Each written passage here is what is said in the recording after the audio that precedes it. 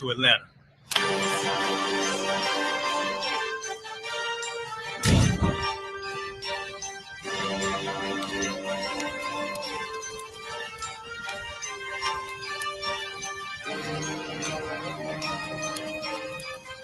Practice Officer 5000, Jeremiah, the camp leader of Atlanta.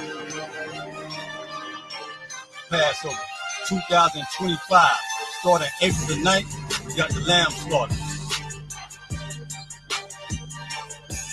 April the 10th, we got General Muhammad's class. April the 11th, we got the Black Party that's going to have the Hebrew graduation. April the 12th, in Atlanta, Georgia, the 56th annual Passover, the only Passover under Community Junior Hunter. Our great and holy King has honored us for turning our lives from the darkness to the light, man. There's no greater gift you can receive than to wake up to the truth and then commit your life to saving your brothers, man. Looking in their eyes and seeing their faces and seeing what they've suffered and what they've gone through and seeing the end of it, man.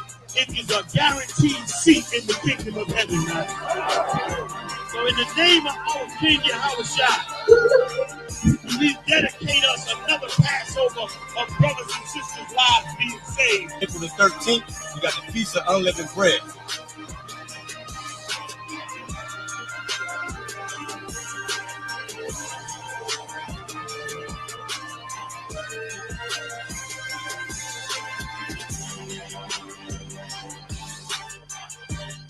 Shalom.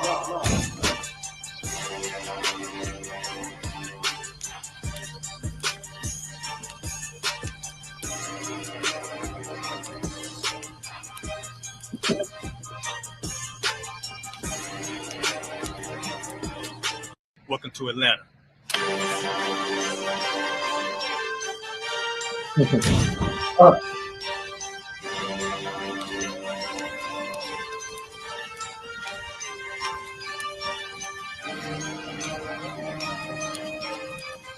Practice Officer 5000, Jeremiah, the camp leader of Atlanta. Passover 2025, starting April the 9th, we got the lamb slaughter. April the 10th, we got General Muhammad's class. April the 11th, we got the Black Party that's going to have the Hebrew graduation. April the 12th, in Atlanta, Georgia, the 56th annual Passover, the only Passover under Community Junior Hunter. Our great and holy King has honored us for turning our lives from the darkness to the light, man. There's no greater gift you can receive than to wake up to the truth and then commit your life to saving your brothers, man. Looking in their eyes and seeing their faces and seeing what they've suffered and what they've gone through and seeing the end of it, man. It is a guaranteed seat in the kingdom of heaven, man. So in the name of our King Yahushua, we dedicate us another Passover of brothers and sisters' lives being saved. April the 13th, we got the Feast of Unleavened Bread.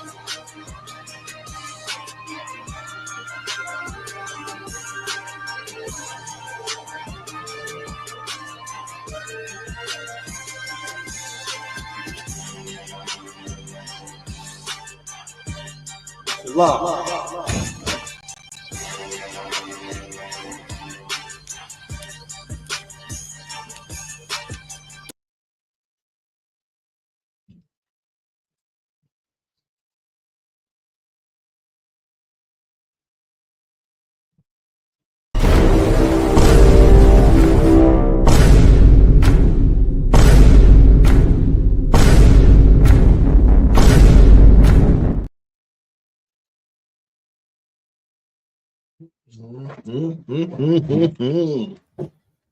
Yes.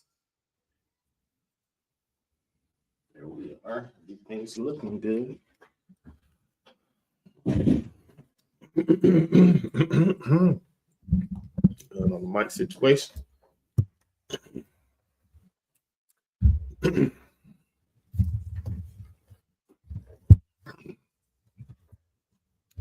Hey, shalom, Israel. This is the ISUPK coming out of 1 West 125th Street, Harlem, New York, under commanding General Yohana. We are not affiliated with no Israelite group, period. Since 1969, we've been bringing out the truth. The truth, what is the truth? That Blacks, Hispanics, and Native Indians are the true Jews of the Bible. That the Israelites that are the Israelites, it's like it, that the Israelites are Blacks, Hispanics, and Native Americans and are the true Jews that the Bible speak of. No ish. Jew, no ish. You know what I'm saying? This is the ISUPK Milwaukee. I'm Officer 500 Kananya.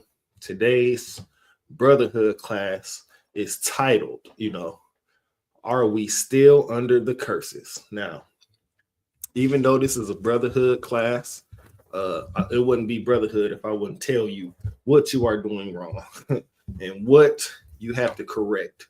Or it ain't love if I don't tell you what you have to correct.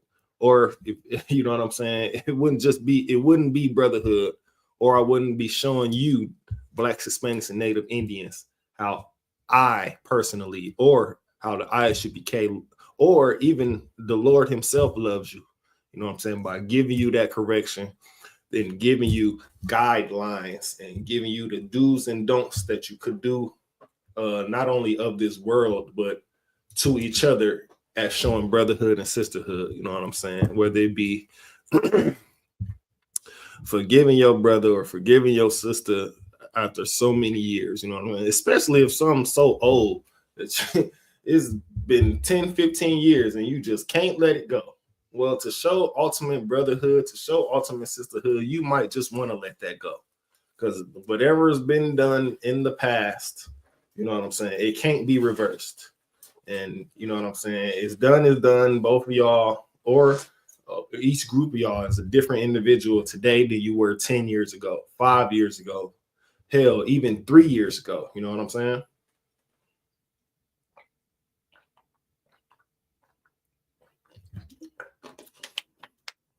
Salaki. So the ultimate brotherhood is to forgive your brother and forgive your sister and love them like they're your real flesh and blood, like y'all came out of the same womb together. That's the ultimate brotherhood. You know what I'm saying? You don't want to see nothing happen to their kids, as well as they shouldn't want to see nothing happen to your kids. You know what I mean? Also, holding grudges and things of that nature. You know what I'm saying? I'm talking about many years later, you holding a grudge of something that happened in 2009. It's 2025, 2025, and you still holding a grudge on something that happened in 2009, 2008, 2007. Like, come on, man. When you gonna grow up? Back then, you wasn't grown. You maybe was a teenager. You maybe was, 16, 17, 18? Still a teenager. You ain't a teenager until you ain't out of your teenage years until you become 20. You're still a teenager, whether it be 17, 18, 19. That's the thing of teens. You're not thinking the same way you would be thinking if you were, say, 25, 30, 35, 40. You definitely ain't thinking the same way if you was 40. You're not thinking like you're a 25-year-old. And vice versa. If you're a 25-year-old, you're not thinking the same way. Well, hopefully you wouldn't be thinking the same way as when you turn 40. Because if not, then if so, then it will show you that you haven't grown as a person or matured into your true adulthood. You know what I'm saying?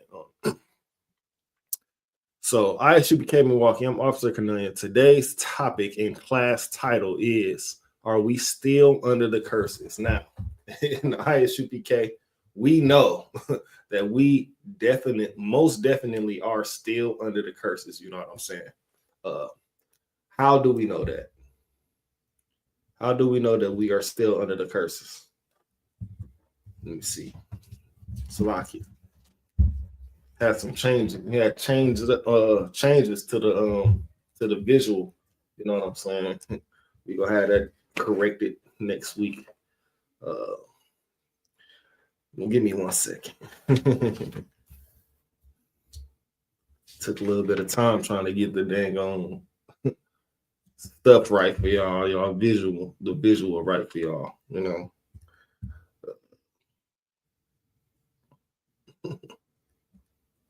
Salaki, 1 second. 1 second.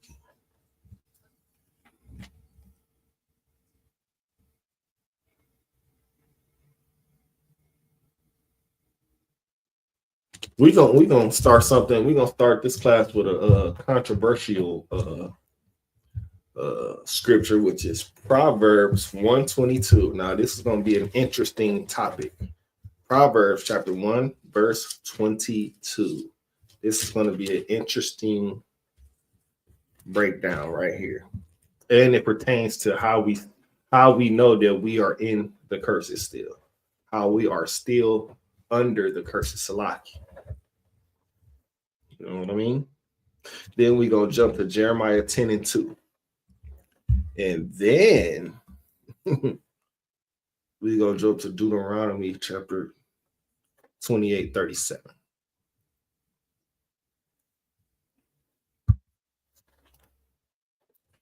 This is the book of Proverbs, chapter 1, verse 22.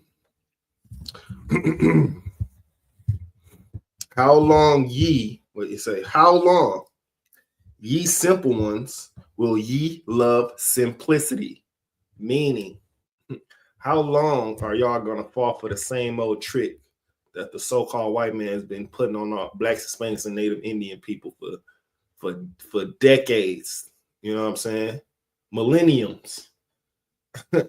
You know, so all this propaganda, all these TV shows, you know what I'm saying, have our black, Hispanic, and Native Indian women fighting each other. That's simplicity.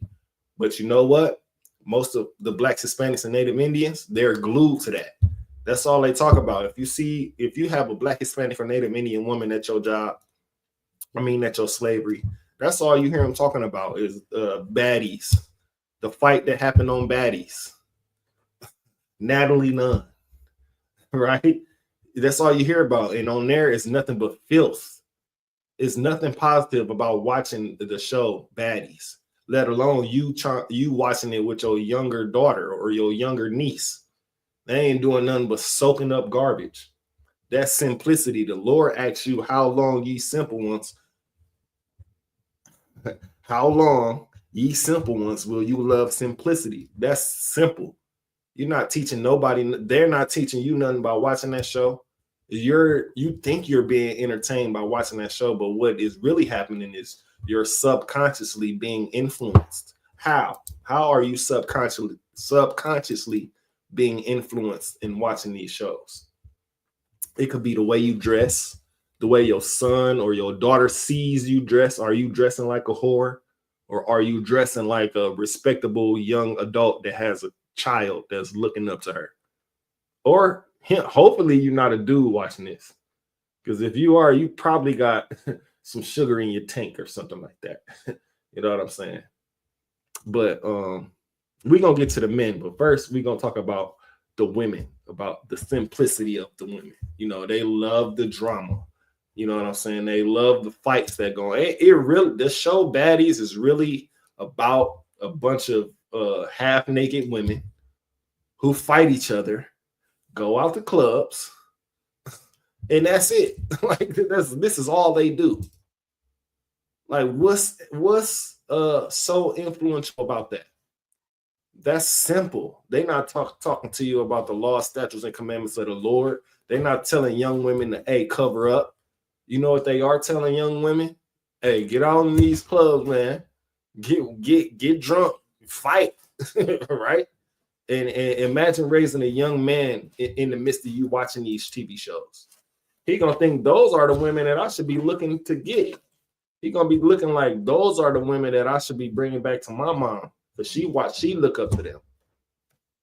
She watching this show every day like it's nothing else on TV.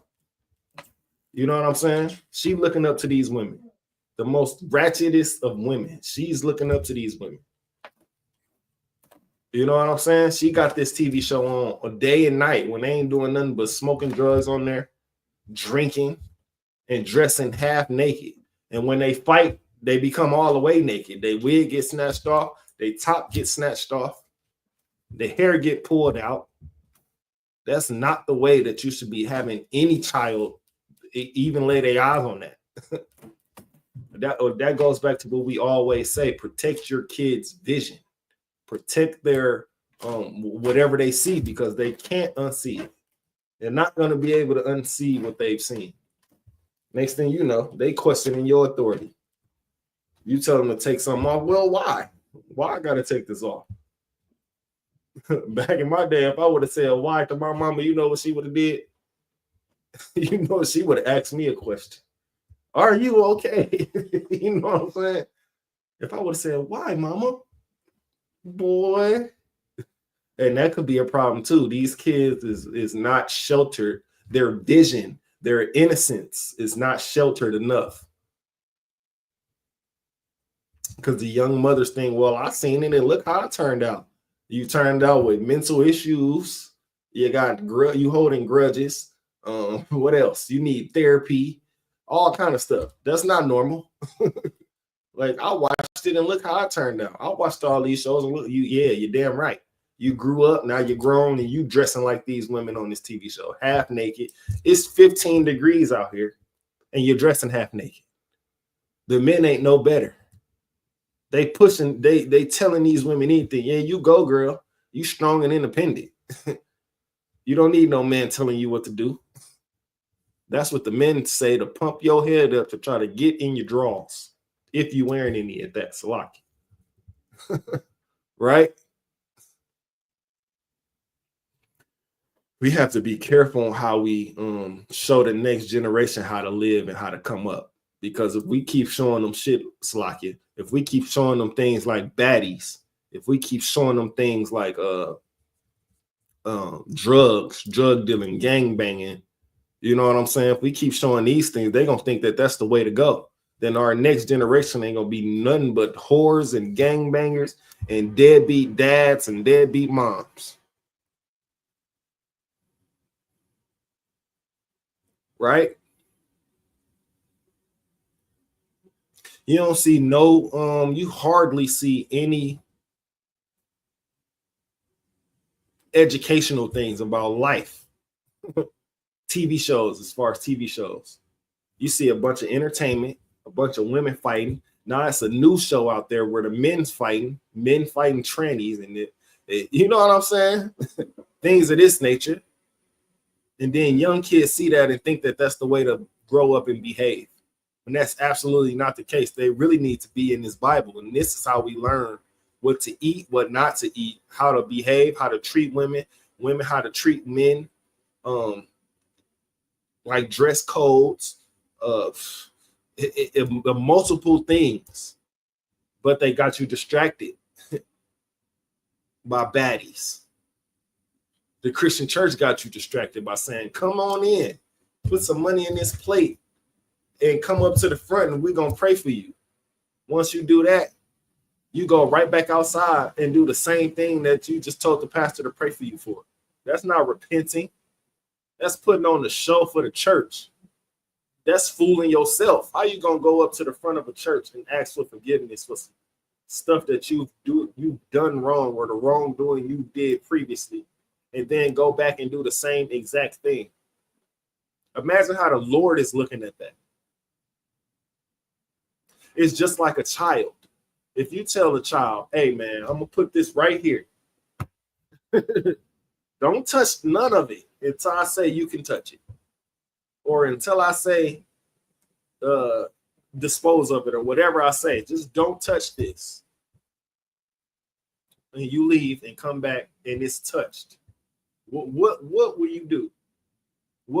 Wouldn't there be consequences for you not listening to your father? Or even you single mothers out there, wouldn't it be consequences for your child not listening to you if you told them specifically, don't touch this bottle, and they touched it anyway? Wouldn't it be consequences for that not listening to you? It's no different with the Lord. The Lord said, look, man, man is to go find a woman to be fruitful and multiply with.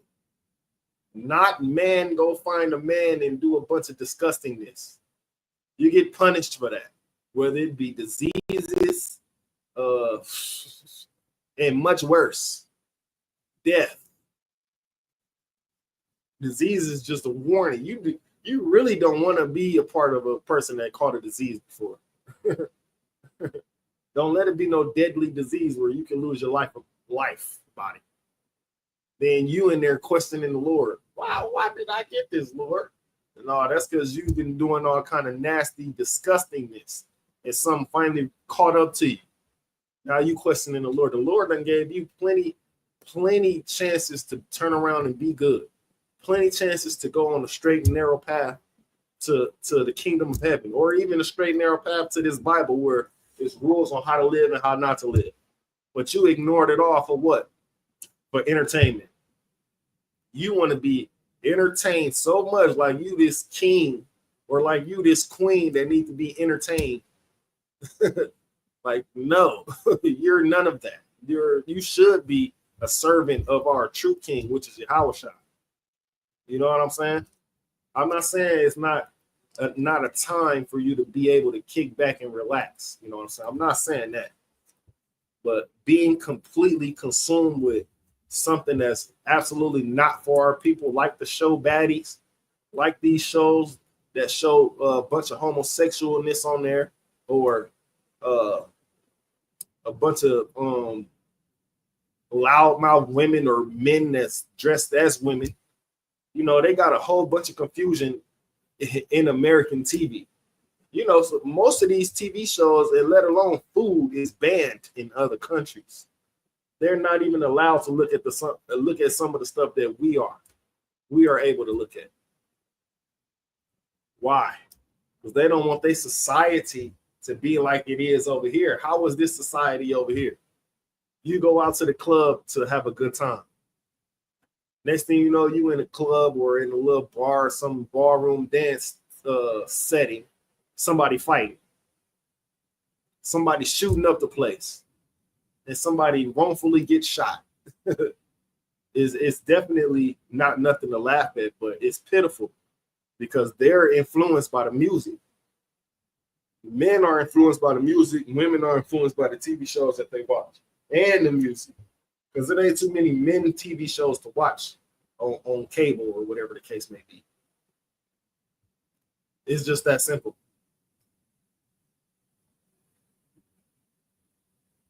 Men mostly pay attention to it may either be documentaries or some old ancient type movie that's like Game of Thrones or something like that. TV shows like that. But nothing gossipy, nothing that's damaging to the psyche of a man. Or like you could sit down and watch a Game of Thrones with a kid, but when you can't sit down and watch a season or episode of Baddies with a young woman. It's gonna ruin her, because that's how she thinks she should dress. That's gonna be how she thinks she should be. Loud, half naked, like it influences her to bad behavior, right? And that's simplicity. How long, ye simple ones, will ye love simplicity? When will y'all start to boycott these shows? When will y'all start to say, man, this is totally inappropriate to be on any network? And I'll always say this too. If you just look up the definition of bad, I bet about 70% of you women out there will stop calling yourselves a bad bitch. Slocky. The definition of bad, don't give me that it's just slang. Well, you know, I'm gonna get what the Bible said about how can you turn something that's bad to good and good to bad. The word bad is bad. Ain't nothing slang. You can't make no slang out of that. I never ever wanted a bad bitch. Slocky for the language. Slocky to the men above for language. I wanted me a nice looking woman, a nice looking lady. I didn't want her to be bad in no kind of way.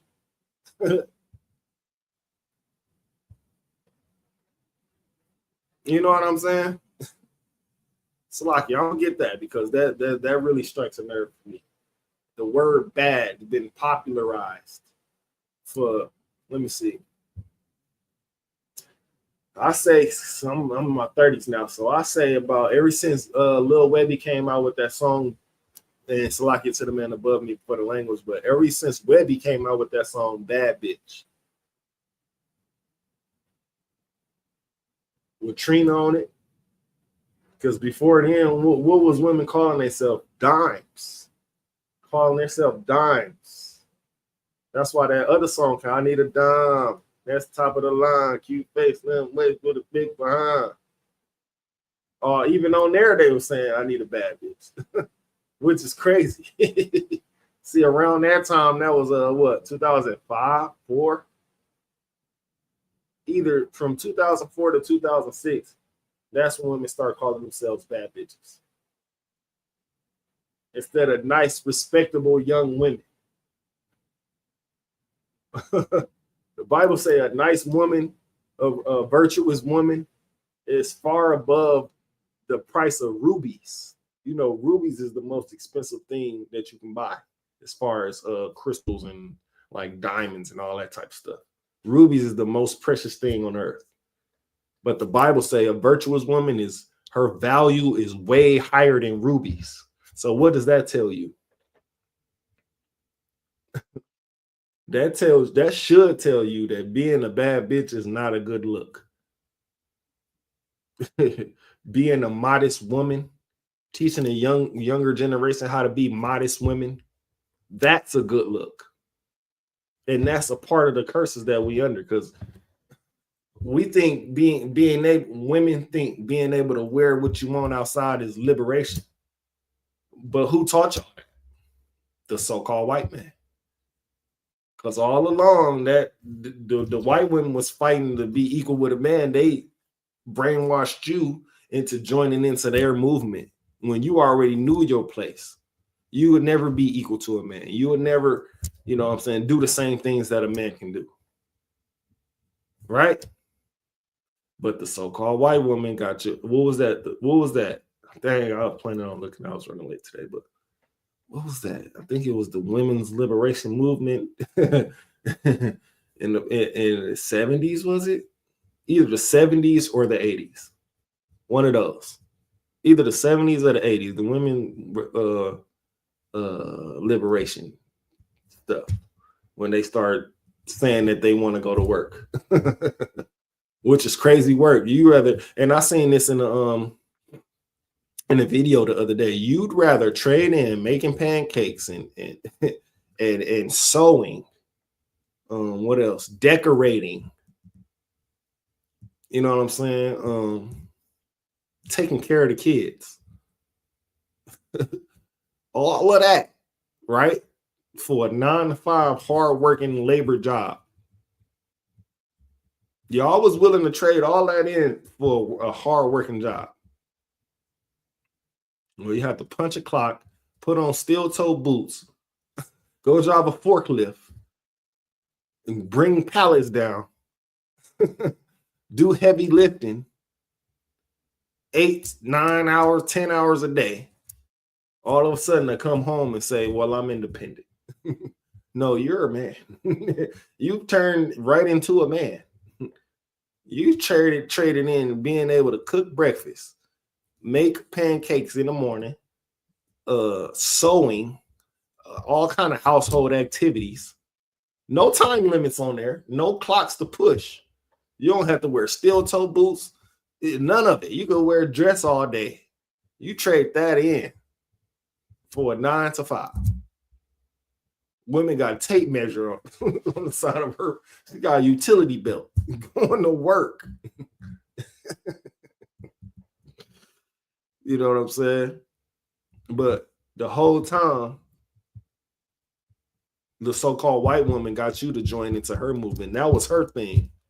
You know what I'm saying? That was her thing of trying to do what a man can do. One, to go to work like a man would do. That was her thing.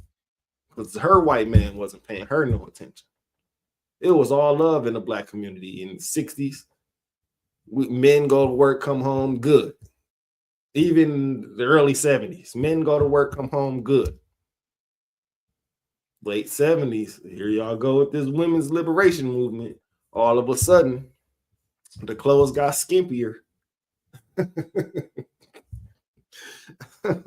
All of a sudden, the clothes got skimpier. Women start dressing nakeder. Here you go, the 80s. Here you go Playboy. Here you go porn. All of a sudden, they making it real popular for women to be whores, for women to sell their special parts on the market for whoever, anybody who got money. Became real popular then, didn't it? You go to the 90s, all the drugs start coming in heavy. You strung out. men becoming drug dealers and killers of the community. You're supposed to protect the community, but they start being able to be bought by the so-called white man. Oh, you bought. Now you gotta get paid to talk about selling drugs in the community. You got to get paid to talk about prostitution in the community. Call women bitches. Degrade the women. What else? I already said selling. Did I say selling drugs in the community? If I said that, put it on there again. Gang banging. All of a sudden, it's a certain color you can wear in your own neighborhood, which is crazy work. You mean to tell me I can't go outside anywhere in this city that I was born in wearing a red shirt, wearing a red hat? You mean I can be unalived for wearing a red hat? It's just a hat. I'm not even a gang banger. You mean to tell me I could be unalived by wearing this red hat in a certain neighborhood? That's definitely a curse that's been put on us. It turned us against each other. Why are we fighting against each other? As a black man, I didn't release no dogs on you. As a black man, I didn't spray you with no water hose. As a black man, I didn't surround you while your body was hanging and burning. As a black man, I didn't rush your house in the mob 50 deep to retrieve all the men out there to hang them on no light posts. So why am I your enemy? That's one of the curses that's been put on us. We're confused on who the enemy is. We want to defend the enemy so bad. And then we get called a hate. How are we a hate group? We didn't go on no attacks that were racially motivated. We didn't rush no buildings racially motivated. Blow up no thinners being motivated by racial things. So how are we a hate group? What we do here is we tell you to separate from them people. You getting too comfortable with them people. Separate from them people, man. These are the same people that convinced you to buy from their stores because they know Blacks, Hispanics, and Native Indians, are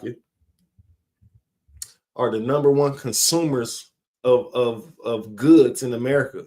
Number one buyers. We what is it? We're the number one buyers. We're the number one copied. The number one invention stolen. The number one persecuted. All these things. So you know what the so-called white man, woman, and child did? Oh, we shall overcome. They want to join hands with us now. All along, it was a backdoor move to try to get some of the money that we should be keeping in our own communities. But they tricked y'all. How did they trick y'all on the most basic move? How did they trick y'all? Slocky.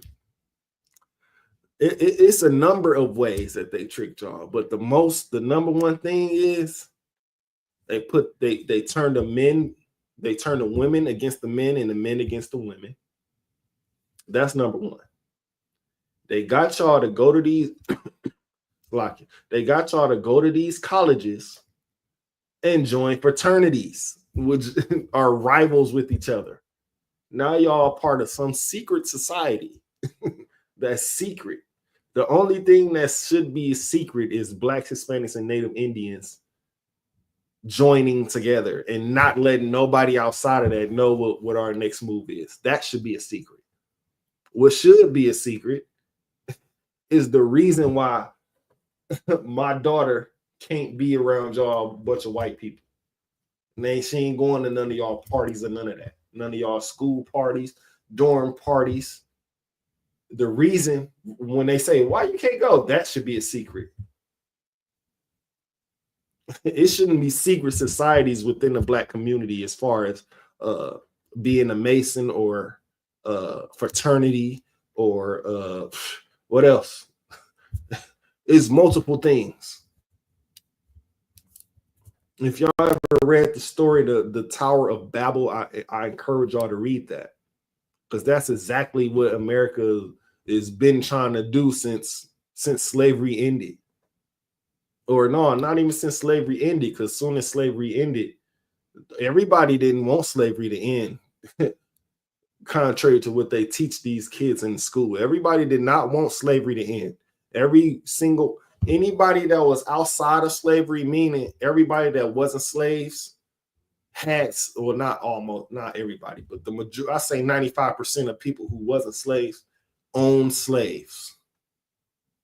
And when whatever happened to where it was no more slavery, or slaves you couldn't keep slavery, mostly everybody was pissed. And that's where you get the slave patrol from. And what derived from slave patrol? The police. That's why who do you see getting unalived the most gruesome way on camera and with no convictions? It's the same way. And again, another piece of homework I encourage y'all to do. Look up cases involving black people and white people from, I say, about 1901 to about 1950. Just those from 1901 to 1951. Just that 50 years. Look up how many racially motivated cases there was, and then look up how many white people were convicted of the crimes that they were accused of. Absolutely none of them. Why?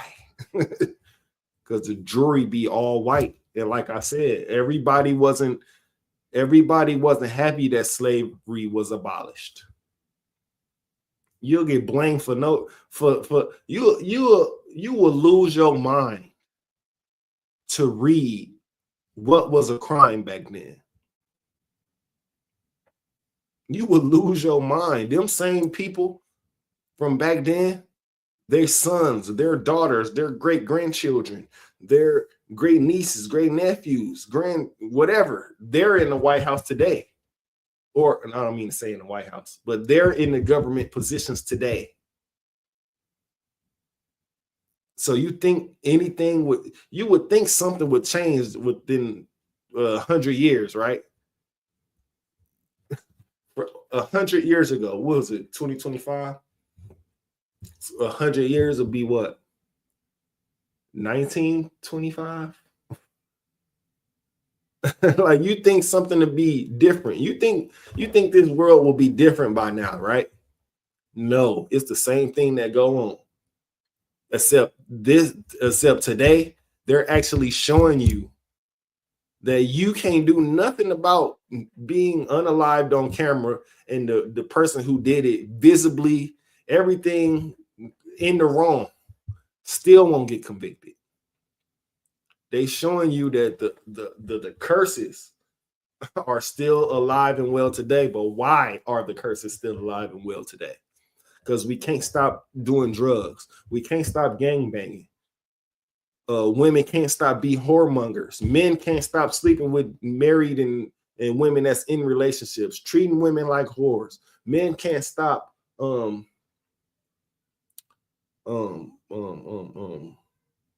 being call it, dang. Men can't stop being perverts. Men can't. click on a protective trait in their body to want to protect these women from the oppression, from the oppressor. It just can't happen. It just won't. Man, how long you simple ones will love simplicity, man? What will it take for you to finally say, man, we should separate from these people? We done tried to join hands for many years. And I always come back to this saying that I always come back to this. Martin Luther King was non-violent and they still shot him. So that should show you something. You could be violent, non-violent. You could be just walking down the street your merry way. You can be a non-gang banging, law-abiding citizen. You could be a kid, a child, a teenager. The oppression still will hit you where it hurts. Whether it be your son, your daddy, your husband, your woman. You could be chilling inside your home regularly, and the police kicking the door and shoot you, you're dead. And they gonna get off. Because police protect police, right?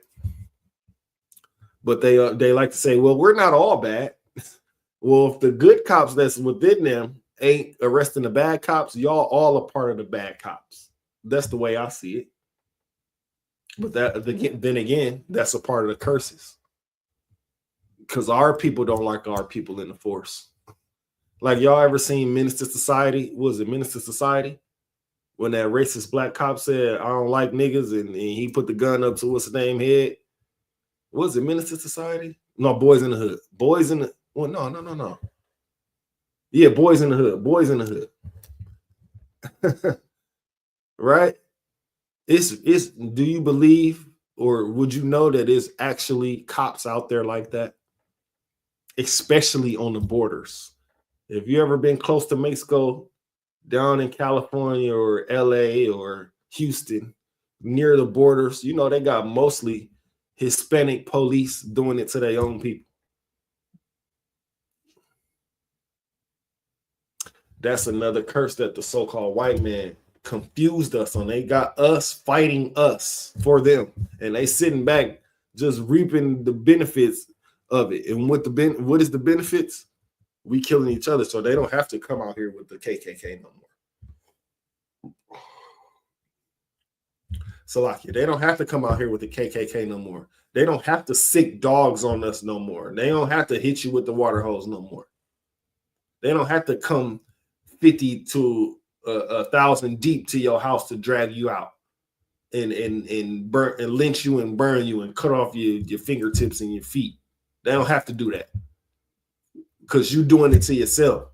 They tricked you into thinking your brother was your enemy, man. Which is the biggest scandal of America. It's the biggest scandal of America. It started with the Civil War stuff. They had us on the front line fighting our brothers for the dollar, only to survive the war, come back to America, and have to fight the white people here. Like, I thought me fighting for this country would mean that y'all gonna stop messing slocky for the language. I thought fighting for America and coming back here would mean y'all would stop fucking with me. No. It absolutely doesn't mean that. The so-called white man is a walking, talking, soulless demon, man. This is the most simple way I can put it. Because even in the black community, right? Salakia. And I know I'm getting off topic, but these things be firing me up because it's pitiful that it's 2025. We can't see the person who's been oppressing us through all avenues. We can't identify that person as an enemy yet. Even in the entertainment business, Who is the most scandals been put on? The so-called black man.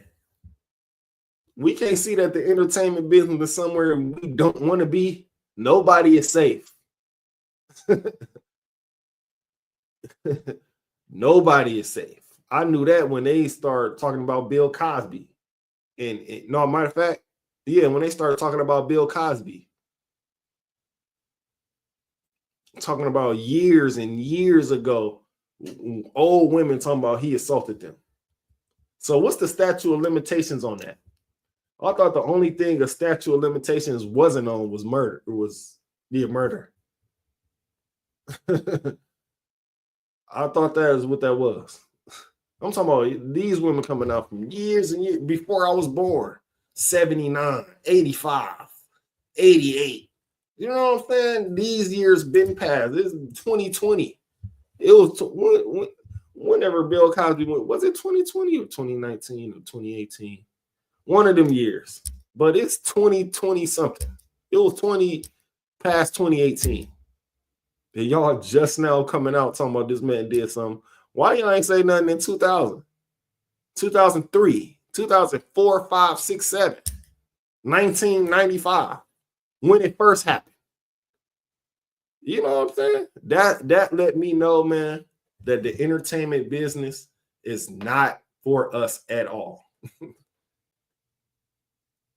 Because they gonna use you up, then they gonna put dirt on your name, have everybody looking at you in some kind of way, some kind of negative way, right?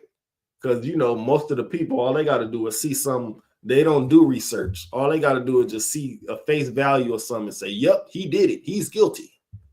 You know what I'm saying? Just the accusation alone is good enough for some people, and that be the worst part, right? They don't do research. They don't read books. They only watch the news and say it's on news. It got to be true. They don't think they're being deceived in no kind of way.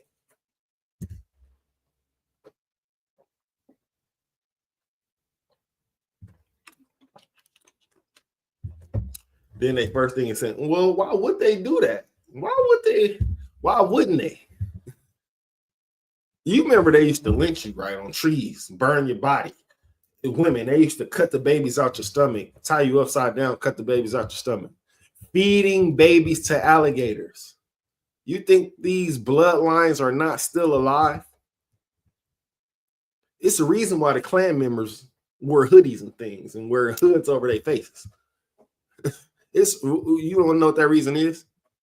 Because these are the men in power, and these are the men in your council, in your city councils. These are the men in the police departments. These are the men inside positions of power, judges, wardens of prisons, owners of these Fortune 500 companies. They in the KKK, yeah. They was wearing hoods over their face. So you didn't know it was them, but they absolutely in there. And then you wonder why these policemen get off scot-free, even though you can see it on camera, them unaliving an unarmed person. Talking about they were scared for their life. A person could be running away from them, and they shoot them in the back and then get acquitted of all charges. You got to ask yourself, why is that? Because we are still under the curses, man. They hold themselves not guilty. Then, not only that, something like that happened on camera, boom. Then they come out with a new episode of Baddies. Then they come out with a new video game to distract the men. Then they come out with some new glasses or some new tennis shoes to distract the men again, or a new purse, a new designer belt for the women, designer fashion for the women. Some new Jordans had your ass, Salaki, standing outside from 3 a.m. waiting in line for some Jordans that, man, dude, it's funny how how this type of stuff still goes on. You know, people still getting shot over shoes. People still getting robbed for their shoes.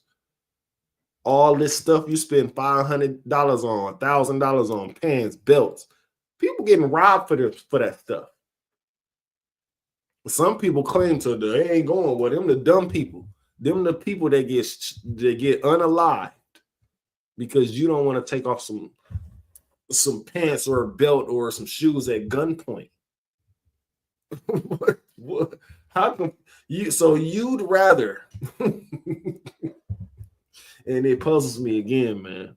So you'd rather be unalived. You'd rather go out and say you won't be saying nothing because after you get shot, you're dead. But you'd rather not give up some pants that you just bought for $500 because I'm a real G. That's real G stuff. Letting somebody take your life for some material items, that's being a real nigga. Y'all got being a real nigga confused with being stupid. That's exactly what y'all got being a real nigga confused with. Being stupid. And that goes for many avenues. Whether it be a man being bitter to his baby mother because she moved on in some kind of way. Now he moved out of state and to a far place where he don't want to take care of his kids now. Like, what did the kids do? What did the kids do to deserve this? They always deserve two parents. Even if you're not with the mother or even if you're not with the father, they always deserve two parents. Because the kids they didn't decide to be born in this life. They have no say so. We never do. No one had a say so in them living in this life. So why do the children get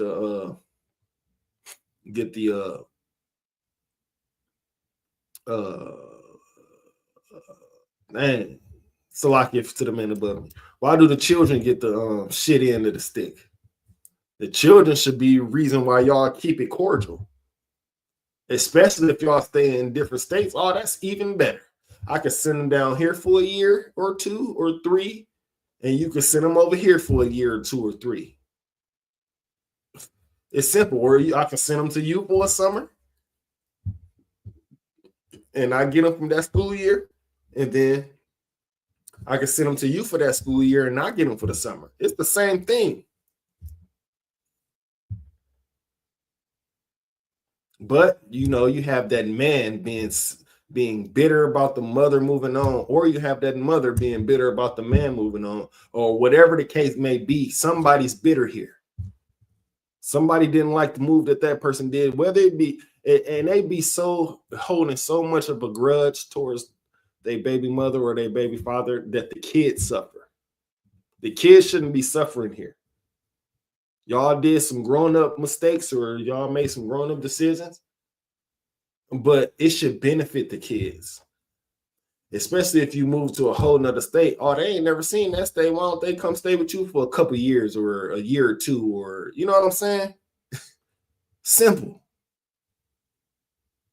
Easy. Man, y'all got to stop being so simple out here, man. The Lord asking y'all, man, how long, ye simple ones, will you love simplicity? How long will this little escapade go on and the children suffering from it? How long? Because you ain't hurting nobody but the children. Nobody's hurting anybody but the children is the ones being hurt.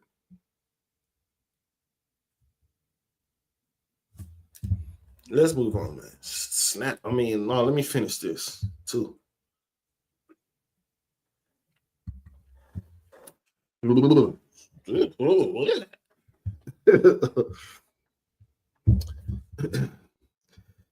says, this is the book of Proverbs, chapter 1, verse 22. How long, ye simple ones, will ye love simplicity? And the scorners delight in their scorning. Let me read that again. And the scorners delight in their scorning. Now let's look that up. The definition of scorn. Scorn, because there is a saying, hell have fury like a woman scorned. But that's the hell have no fury like a woman scorned. But let's look it up though. You know, we want to be precise. We want to make sure we get the absolute correct definition of these words, man. Let's look it up. And then we're going to get to a couple more scriptures.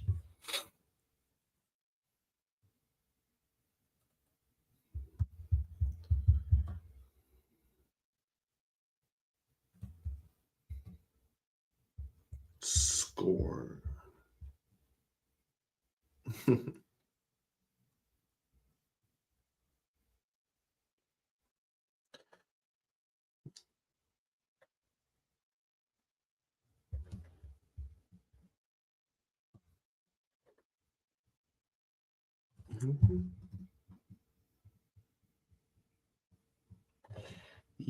Yep. Definition of scorner.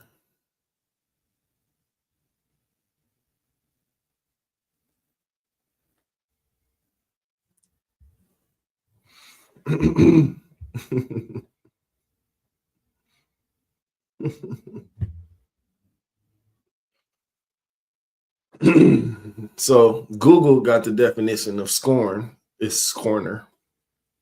A person who express contempt or disdain for someone or something.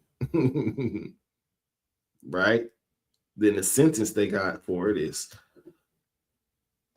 it's just a saying. So it says a frequent scorner of the popular. Now, scorner means a person who express contempt. Contempt means the feeling that a person or a thing is beneath consideration, worthless, or deserving scorn. That's powerful. That's heavy. Right?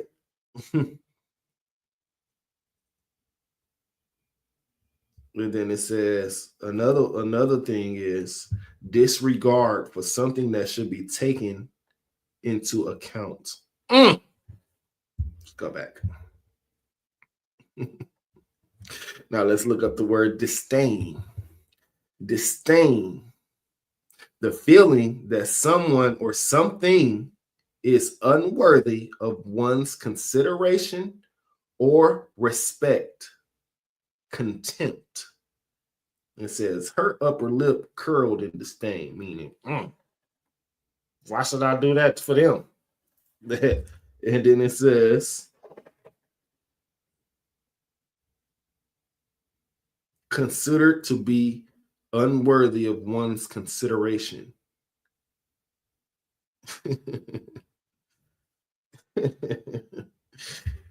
This is crazy. You got all that from the word scorner. Now let me read this last part again. It says, and the scorners delight in their scorning. The baby bitter baby mama, bitter baby daddy situation is the perfect scenario for scorners delight in their scorning, because they don't consider the kids. Each side does not consider the kids, whether it be a scorned baby daddy or a scorned baby mother. Their only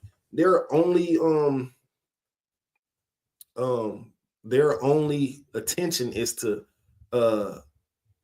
not be in the mother's life or not be in the father's life. That's the only thing that they're concerned with. They scorn the kids. They don't even think about the kids. Kids are a disdain to them. They are, what it say?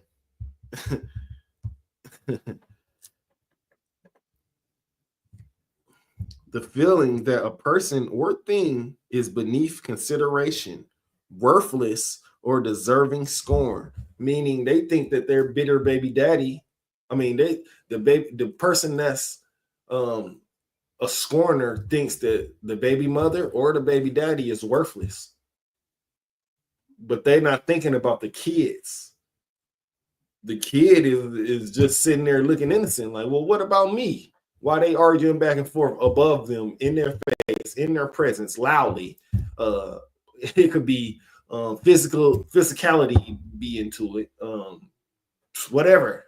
The kid just sitting right there looking like, well, what about me? I didn't have nothing to do with nothing what y'all talking about. I'm just here, and y'all have to take care of me. They is too busy trying to scorn each other, trying to be in contempt of each other, saying each other is unworthy of whatever the case may be. Then who suffers? The children.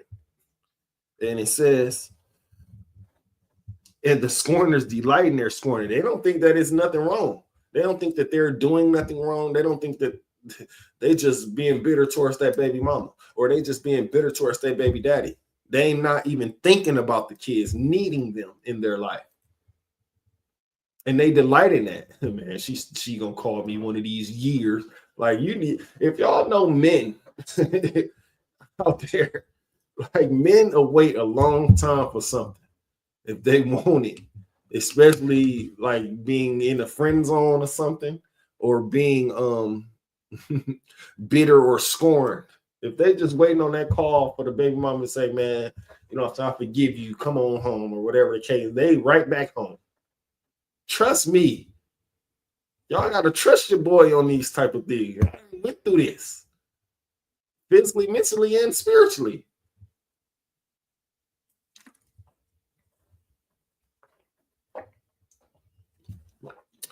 They could be living somewhere out of town, got a whole nother family. If that man really wants that woman, all it takes for that woman to say, man, I forgive you, man. Just come on home. Let's be a family again. Woody woo woo. That man on the next flight out. That man on the next train out. Trust me. That's all that the man is waiting for. Even though he didn't consider, man, what about, I haven't seen my kids in so many years, or man, I wonder how the kids doing, or whatever the case. You're not thinking about that. You're thinking about, man, I'm doing everything and anything to show this woman that she gonna need me. I'm just waiting on that call to say, I need you. And he right back. 2 weeks later, he had quit the job he got.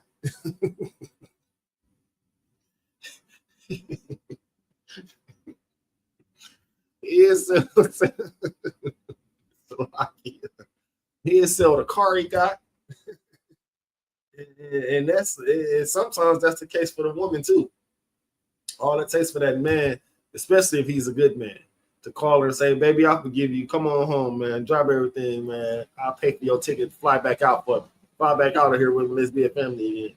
She'll drop everything. Drop that new relationship she in and completely disappear.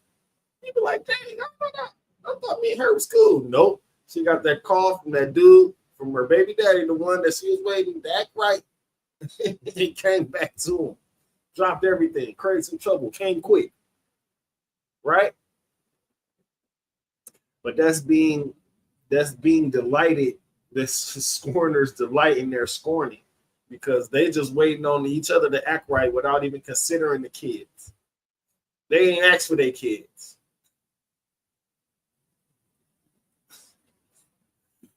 Slack you. Let's move on. Let's start over. I'm going to read it all the way through. This is the book of Proverbs, chapter 1, verse 22. How long, ye simple ones, will ye love simplicity? And how, Slack, in the scorners delight in their scorning, and fools hate knowledge. Let that sink in. It says, and fools hate knowledge. Imagine somebody, right?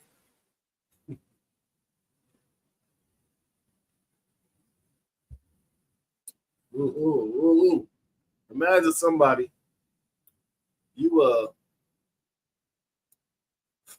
you done had multiple conversations with this person. And you came to the conclusion that, man, this person is not well educated.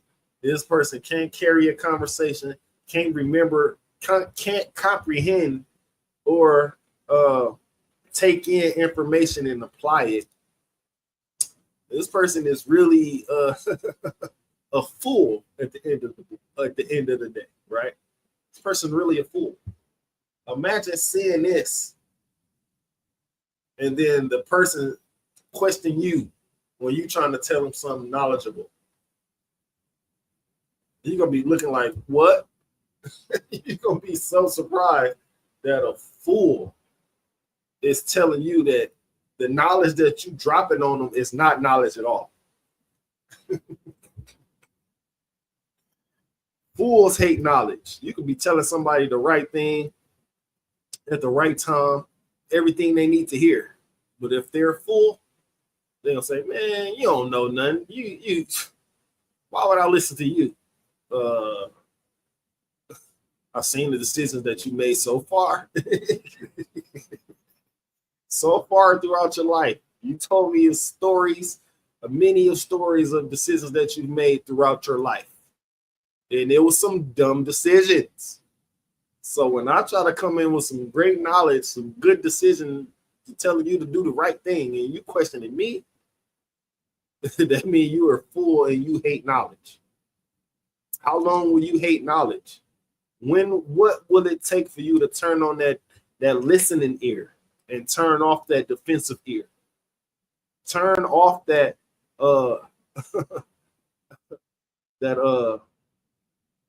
that independence ear, that ear that say, man, I've been out here, man, since I was woo-woo, since I was 14, 15, by myself, can't nobody tell me nothing. Oh, you mean that when somebody say can't nobody tell me nothing, that means that they hate knowledge. That's why listening and comprehension is an art. You can learn this. It take a while for some people, but you can learn this only if you want to. Because a fool, you could be telling the fool, this is the right answer. This, and you follow this, and it's going to completely change your life. They're going to pick up something else. Well, I'll follow this. And all the decisions I'll be making been trash. What, you allergic to knowledge? You allergic to advice? Why you think? Well, just look at the decision. If you want to know if you smart or not, if you're a intelligent person, if you are right, all you have to do is look at all the major decisions that you've made in your life. Were they smart or was it dumb? You have to be the critiquer of yourself, because only you know, only you've been with yourself your whole life. You know what decisions you made and how did, and if you learned from them, or if you made the wrong decision after wrong decision after wrong decision after wrong decision, questionable decisions after questionable decisions, right? Hey, what's wrong with this? Why getting fat? So keep coming up, but only you know. But don't try to say that the advice I'm giving you is not good advice when I see all the decisions you've been making and those weren't good decisions. So me being, I don't want to say I'm more educated or I'm more knowledgeable. I have just this much more knowledge than you, and you're not going to listen to me. What have I told you that was wrong so far? Absolutely nothing. I've told you some stuff you ain't want to hear. I've told some stuff you wish you wouldn't have heard. But at the end of the day, it was either the truth or something that helped you or something that you have to open your eyes to. And that's being knowledgeable. I want the person that's next to me or around me to know more knowledge than me or just about the same knowledge as me. If not, then we got some work to do. You know what I'm saying? If not, we got some work to do. Right? Don't be a fool and hate knowledge. You want to get as much knowledge as you can while you still can. Because remember, we all old. You don't want to get to that age where you think you know everything, and now can't nobody tell you nothing. There's always something, especially when it comes to these laws, statutes, and commandments. It's always something new to learn and something that can be applied to your life, to your daily life. Right? Let's drop that. Let's drop that. The question of the class is, are we still under the curses?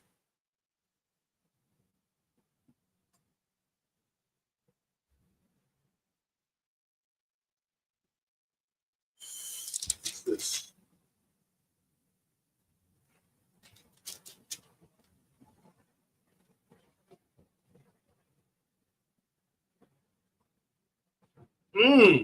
This is what I should have been talking to that guy earlier about.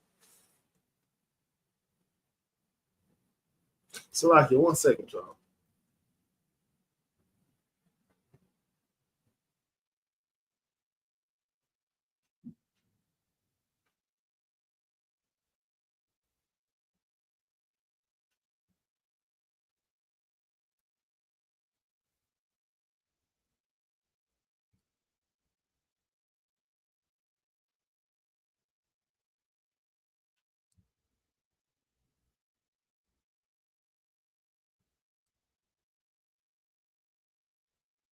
Okay. Let's drop that. Let's drop that and get. Man, which one did I say? Y'all bear with me, man. I said something earlier.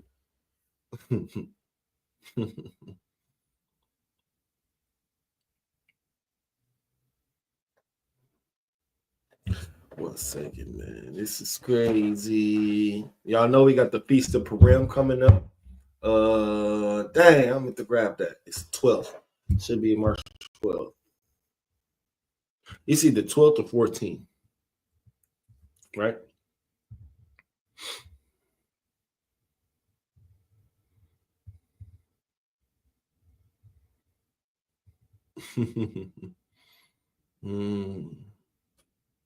Okay, we can get Psalms 55 and 21.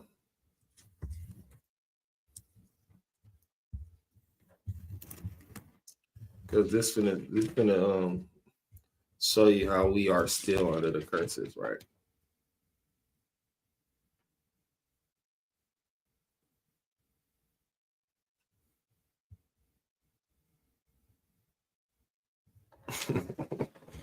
One second. Yikes.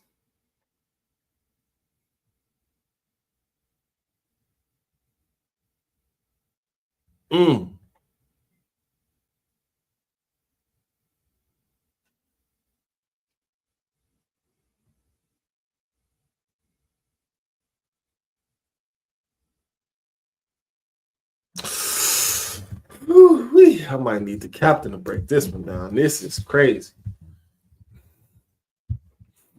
Okay, let's just go ahead and start at 21 because I was gonna start at 19.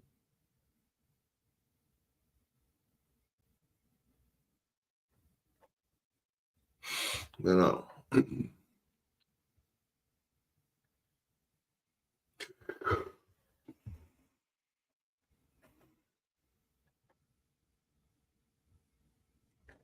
This is the book of Psalms, chapter 55 and verse 21.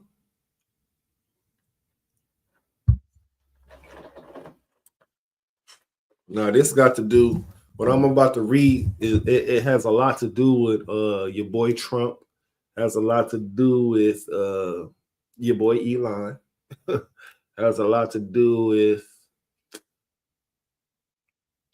just your basic so-called white man who's your supervisor, the CEO of the company that you slave at.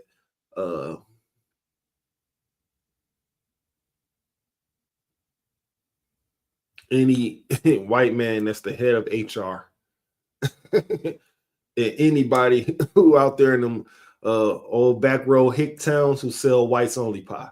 This is what the basics of their mentality, right? Let's read.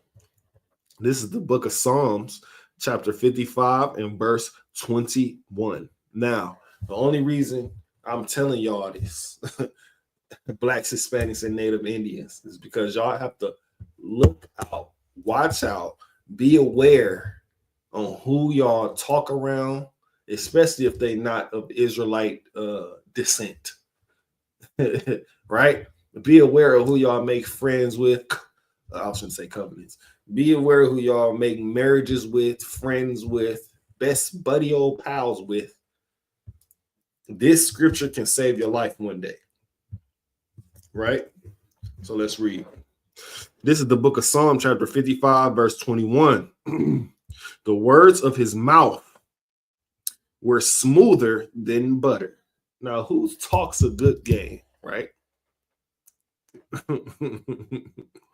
Elon Musk talks a good game to y'all, right? We're going to give y'all $5,000 stimulus checks each. Everybody gets $5,000. You get $5,000. You get five, right? Smoother than butter. When everybody shouldn't be getting no money from it. I know reparations is far gone, but the only reparations should be given to the Blacks, Hispanics, and Native Indians. You stole the Indians and Hispanics' land.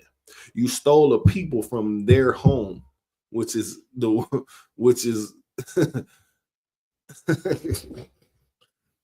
stole. That's the big point. Everything the so-called white man got and claimed to fame in any type of way, he stole. Stole people from a land, brought them to another territory. He stole this land from the Native Indians, and I mean the Native Indians who were out there on reservations today, not the ones who own gas stations, the Arabic ones, the Islamic one. No, not them. The ones who are out there on reservations, the ones who we help year after year. Why do we help them? They ain't never met us a day in their life, some of them. So why are we helping them? Because we show the ultimate brotherhood to our brothers and sisters, especially if they are part of the Israelite 12 tribes of Israel. That's who we showing love to. Now, how can you call that a hate group? Who do we hate? And if you say the so-called white man, Chinese man, whatever, well, then you got to ask yourself, well, if they hate them, who does God hate?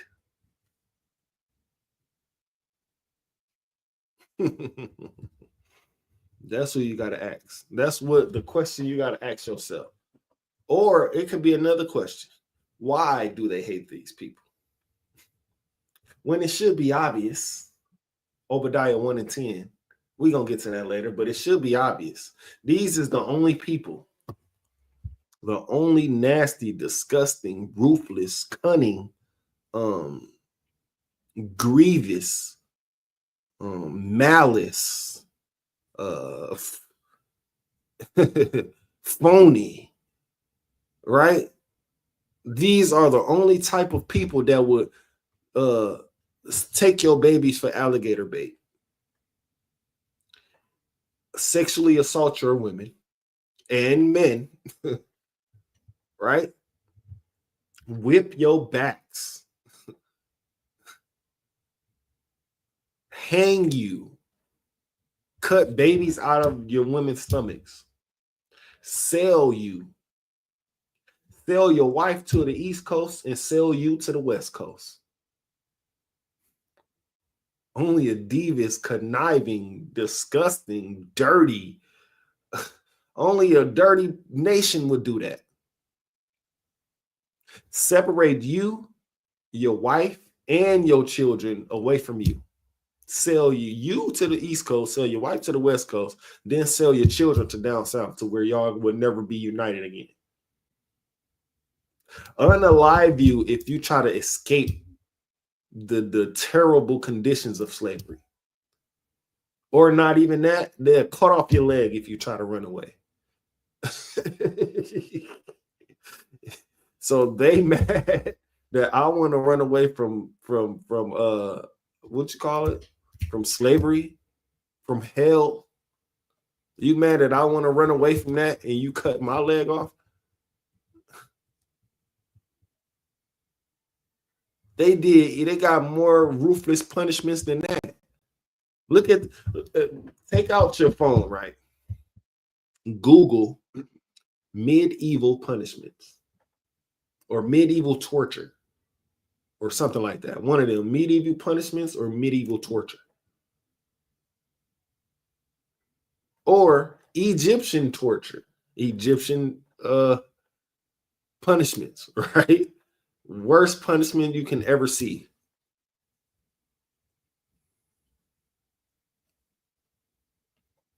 I mean, these people are ruthless, man. And the people who make marriages with them, y'all can't see that.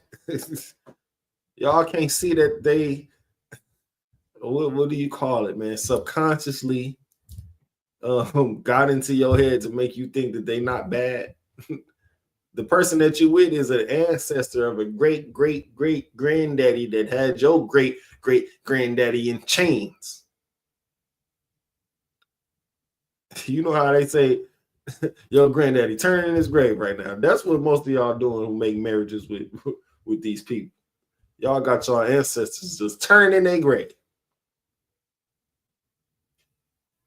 Because back then, they have no choice. If master come in there and try to sexually assault your woman, well, that's just what it is. And the men can't do nothing about it. But today, you definitely have a choice to not make marriages with them, not be sexually active with them. But oftentimes they make the wrong decision and be sexually active with them. Then turn around and look at you like, man, that's old. No, that's definitely not old. 100 years ago is not old. My great grandma is 101. She's seen that type of stuff. My granny is like, what is she, like 82? She might be 82. It's pitiful that I don't know, ain't it? But that's a psychological thing, man. Y'all don't know not to make marriages with these people who forced themselves on y'all when y'all was in slavery. That's why it's so subconscious. But then I talk to some of these, I call them Oreos, right? Because they black on the outside, but they white on the inside. Meaning they speech is white. They don't want nothing to do with niggas. They just it's just ruthless, man. Right? What was I getting at? Yeah, I've spoken to some of these so-called Oreos, right? You know what they say, man? Y'all are so ghetto. Niggas is so ghetto. I'm talking about they got all white friends, all their best friends is white. They circle is white, but I know them personally. I grew up with these people in black neighborhoods around all black people. But once they got grown, they move immediately to the white neighborhood, immediately being friends with the white folks, immediately. And said we was ghetto. Did you forget? You must have forgot where you came from. You came from the most ruthless of conditions, the most rugged of conditions. It's psychological, though. I'm just mad that we didn't get to her first. One of us didn't get to her first. Right? So like, but it just like it's damn near slapping the face to Harriet Tubman, who strived to free so many slaves. It's a slap in the face to anybody who stood up for the so-called freedom and freedoms of the so-called Black, Hispanic, or Native Indian people. Because we fought to be separate from them. We just trying to get a piece of our own land and be over here to ourselves. But you want to say, well, they ain't all bad. All the white people not bad.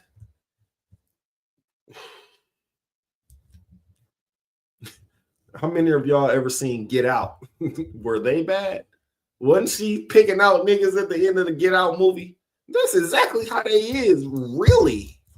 She was picking niggas out to do the same thing too. Once the dude escaped his little brain transfer thing that they was doing, whatever the case, They cut to a scene to her looking on the internet for the next nigga to do the exact same thing to. She didn't seem all bad, did she? I mean, and then if you paid attention to that movie, all the black people at her house, she was responsible for getting them there. The chick in the kitchen, the nigga outside running, multiple others who got sold in a silent auction. Y'all gotta wake up to some of these movies, man. It's deeper than a movie.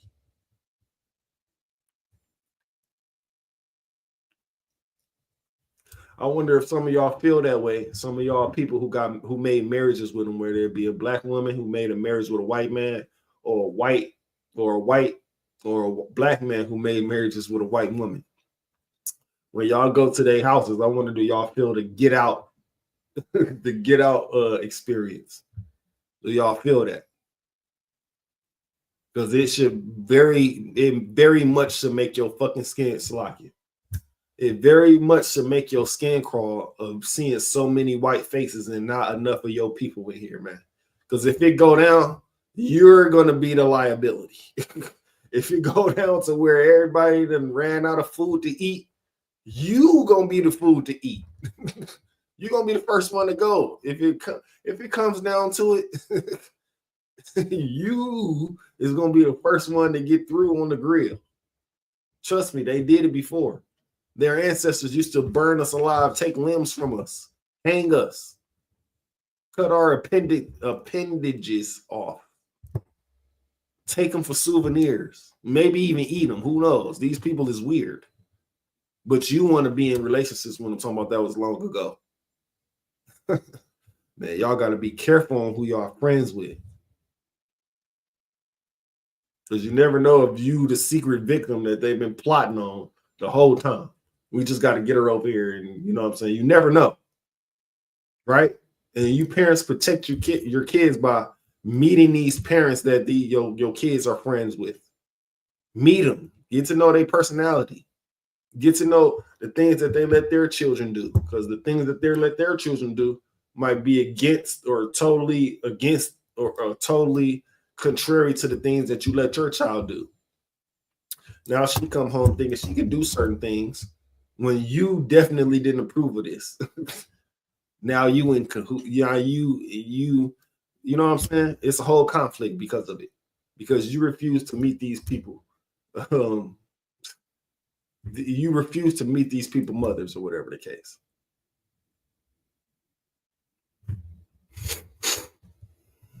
That's one thing that I regret right there. If I could, me and the homies, we never got all our mothers together. We had the money, we had the cars, we had the resources to do it, or our pops.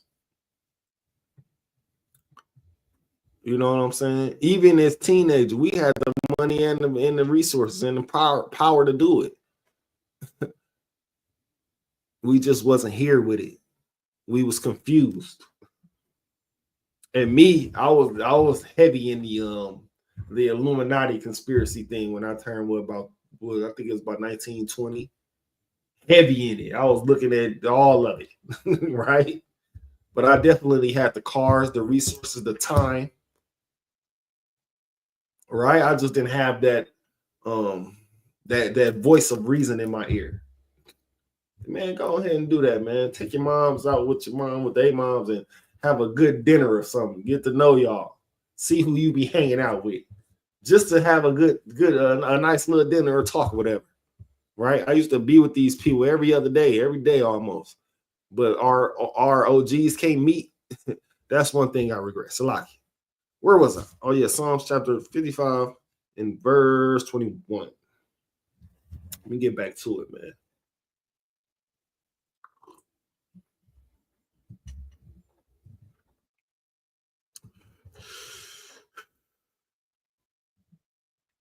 The words of his mouth were smoother than butter. Don't they? Ain't they smoother than butter? Donald Trump said, I'm gonna get all these transgenders out of women's sports, right? Had everybody saying yes. But then he turned around and started deporting Mexicans. Like, no. Everybody said yes for the transgender out of women's sports things, out of women's bathrooms, all of it. Then he turned around and started deporting Mexicans, giving incentives to whole states like Memphis, turning all them into deputized people able to capture, giving rewards basically for the capture of Mexicans. Right? Psalms chapter 55, verse 21 says, the words of his mouth were smoother than butter. He said, man, I'm going to get all these transgenders, all these men out of women's sports. Everybody was like, yes, finally, men out of women's sports. But then he turned around and said, but the Mexicans got to get out of here. Right? Let me read on to explain why I said that.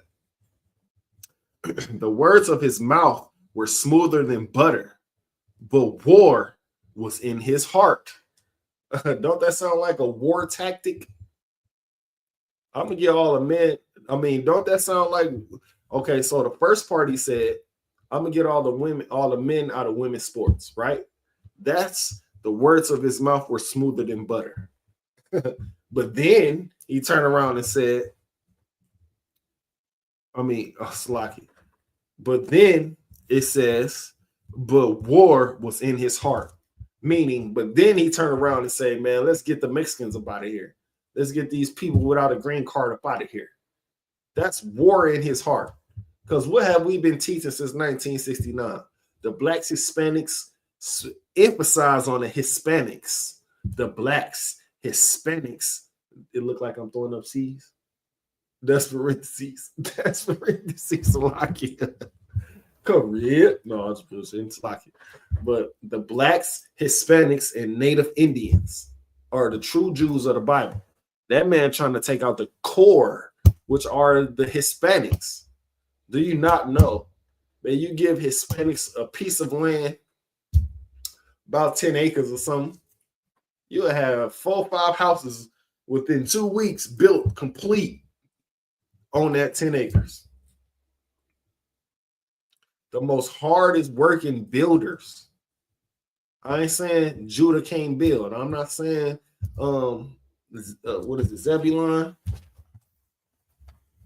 or Ephraim. I ain't saying Ephraim can't build, but I'm saying Mexicans, Hispanics, they can build some shit, Slocky, with the quickness. Right? Gad, I mean to say, Slocky.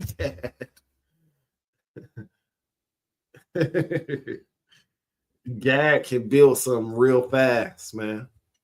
I mean, see, y'all got me messing up. It could be that, whatever that's in that cup. Instacart can build something really quick, man.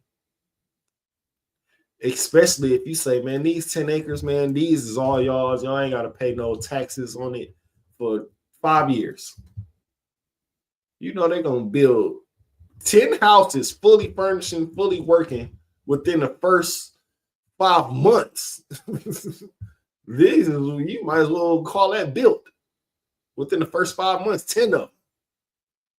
With a nice garden out front, with a driveway, 2 or 3 stories, easy. And you want to put them out? Why? Because they are slowly starting to wake up and see who the real enemy is, which is you, Trump, which is you, Elon. They slowly start to see America really don't care about us. They really used us to build this place, which we already know. We've been trying to wake these people. We've been trying to wake our brothers and sisters up to look, man. We the only ones that's going to care about y'all like that out here. They're going to try to pacify y'all with what, some food stamps? What? Until it's time when, and this is the time when Trump trying to kick y'all out of here. We going to be the ones that say, man, Hispanics are really niggas. That's why it's not really a batting of an eye if a Hispanic say the word nigga. If a Hispanic say, these my niggas, we gonna look at it like, Orale, Holmes. On what the Viva la Raza. Right? Our niggas, man.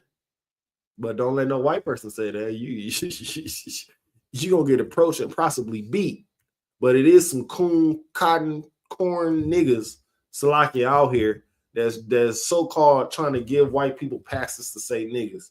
And that's something that's totally outrageous, man. What have we came to trying to get these people passes? Do they not know the atrocities that they've committed against our people? And then you got the nerve to say that they can say nigga? You crazy? Do you know back in the day, white people used to get beat on for coming in the hood? Even though they was buying drugs, they still was the laughing stock. They would get beat. You don't come around here unless you come into this spot to get your drugs from. But now, what do? They gentrify certain areas. They trying to get in the hood to see what we live like, or to push us further out because they tired of driving 45 minutes to their job that's in the inner city. Like, why do you even have a job in the inner city? You're supposed to be your slavery supposed to be 15 minutes out, 20 at the most. Why are you driving 1 hour to 45 minutes to your slave? Why? That's because they're trying to teach that. They're trying to teach the doctrine. They're trying to get it, let them be seen. Oh, I'm in the hood too. I grew up with it. You didn't grow up here. You wasn't struggling for no meals here. You wasn't struggling to buy to get into a home here. You damn near wasn't struggling at all. You just want to soak up the sorrow and act like you was from here. You're not from here. And I encourage more and more of my people to let it be known. I don't care if they live on 25th and Locust. If they white, tell them to get out of here. You don't belong here, bro. Go ahead and go to 80th and Burleigh. That's where you can be from. You can be from 84th and Burleigh, up there. Right? But you can't be from 25th and Burleigh. You can't be from 24th Place, 24th Street in Burleigh. You can't be down here, bro. What you doing down here? They do it to us. If we go too far out or whatever the case, delivering some stuff, maybe we got an Amazon truck. Maybe we delivering food with the DoorDash. Maybe we just in the delivery business. They got 5 to 7 cars following us, asking us, hey, what you doing over here, boy? And then they still calling us boy. Like, they follow us. How come they don't get that same treatment when they come in our neighborhoods? We need to bring that back, because it seems like they just got so bold and they ain't scared of nothing now. When back in my day, when I was little, I don't even want to say what I seen. You know what I'm saying? Sworn to secrecy. No, I'm just like, but I done seen little white women strung out come to the hood and get treated in a most gruesome way because they didn't belong there. All they was doing is come to spend their little $20, $30, $40 and get out of here quickly. Like, don't linger around here. We should bring that back. White people, so-called Asian people, and I see a lot of y'all out there. The Asians not with us neither. How much money do you benefit from when they selling you that weave? When they selling you them nails? You go right in there and get them nails done. Get that weave right from them. They looking at you like a number because you bringing money to them. Especially tax season. Man, they buy 6, 7, 8, 9, 10 bundles of weed. Giving money right to them. But do they put that money back into the community? Hell no. They saving up for their Chinese, Asian, Japanese, Hmong kids' college future while you paying it off by buying these bundles. And I always say this, when you getting your nails done, they got masks on because they know them chemicals they put on your cuticles is deadly. And you just like, man, I wonder why I'm losing hair right here, or I'm wondering why my blood sugar high or my pH balance off. That's because of that chemical that they put on your nails that you don't realize get right. If you and now this is the part of the show where the kids got to get out, or if you you can let the kids hear it, but if you peel your nail off, what's right there? What is your nail blocking? What you see how you got nails right here, your nails? If you peel your nail off, what's that under there? What's that under your nail? I bet majority of y'all don't even know. If there was no nail here, what's that underneath the nail? And y'all know out there the nail is so thin. So when they putting that chemical on your fingernails, it goes straight through the nail. Maybe you becoming sick off of it. In some kind of way, it's affecting you. And that's the reason why y'all got to be looking at these labels on what y'all put on y'all body, in y'all hair, everything.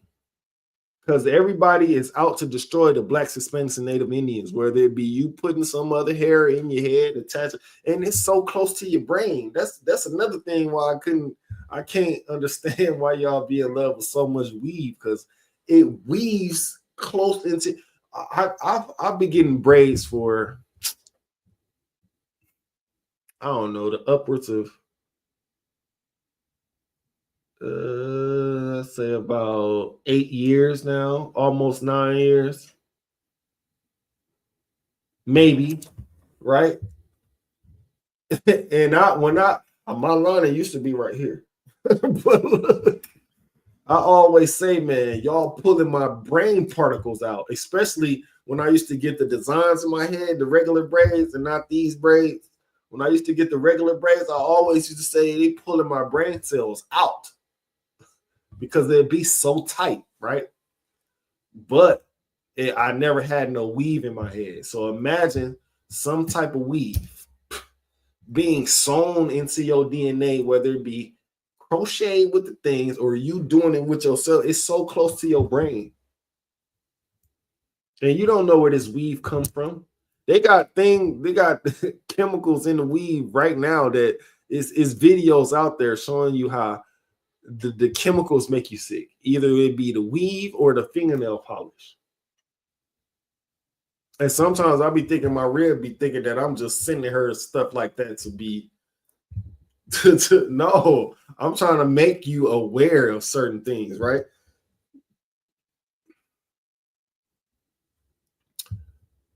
But yeah, all this weave, and then they coming out with new way to make the weave is not really hair, it's something else, and all of that. Like if I don't even want to even think of it. I was just gonna say, if I was a girl looking at us, right? I'm not saying that. I would be so careful on what type of anything I put in my head, because it's close to your brain. Do you realize that? Especially if the other nations who don't like you, by the way, they look at you as a number. They selling this to you, and they got you coming back for more every paycheck, or either every other week, or either, you know what I'm saying? Back in the day, the sisters was crafty with it. They'd get the finger wave, or the curling iron thing, or whatever the case was. It wasn't this new, like it's new. It's a new type of weave out there. That's what I'm getting at. And who sell it to you? The people who don't like you. They look at you as a number. That's why when you in those nail shops, they're not talking in English the most of the time. they talking trash about you in another language that you don't understand, but the person right next to her understand. And she know that she talking trash about you. Don't let you have no ugly feet or no ugly hands, or it's really over. It's really over for you. That's why I encourage my sisters out there, man. You know, Hispanic sisters, Judite sisters, Gadite sisters. Ephraim, Zebulon sisters, man, come up with your own nail salon, man. And then really do like some organic type of ingredients. Because I know the sisters out there would like to look good with their hair and nails done. But just make it healthy. I don't want you to be sick in the long run. I don't want you to be diseased up or make these products have it causing cancer in your brain or your body in no kind of way. You know what I'm saying? I want it to be authentic and organic. But these Asians out here, they just out here to make $1. Make a quick buck off you and not even put it into the community.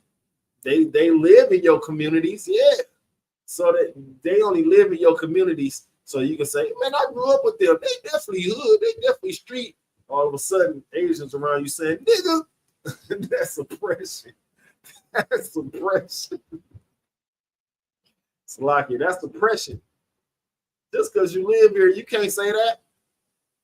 I don't give, man. Look, man, I'm glad and fortunate to never have an Asian friend. I'm glad and fortunate to never have, because these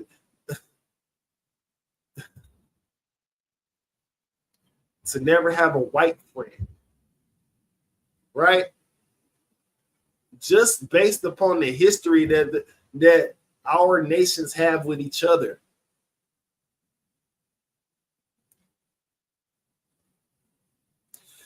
The Asian people, Chinese people, they look at you as a quick dollar to get. They're going to charge you, what, $65, $75, $85, $95 for your nails, put all kind of chemicals on your nails. Now, you come home a day or two later, you sick of something, your stomach hurting, your breast hurting, something on you hurting, and you can't figure out why. Why is this hurting on me? They just put some chemicals on your nails, and you don't know how that'll affect your body. Trust me, man. Trust me. You ain't ate nothing wrong. You actually ate some fruit. You've been eating healthy for the last month, the last 6 months. All of a sudden, you get your nails done, your stomach hurt, your breast hurt, you know what I'm saying? Your wrist hurt. Anything start hurting on you, be like, man, where is this pain coming from? Man, they just put some chemicals on your nails, and you don't know how your body gonna react to it. That's why I'm telling you, that's why they wear the mask when they under there doing that shit to your slocky. When they under there doing that to your nails, and you ain't got no mask. You just sitting back and letting them do it. Not only are they letting you inhale it, they putting it on your skin. And like I said, your nail is a thin nail. So it can seep right through. And y'all didn't tell me what's that part called that's under your nails. If you was to take this nail off, what is that called? Is it cuticle?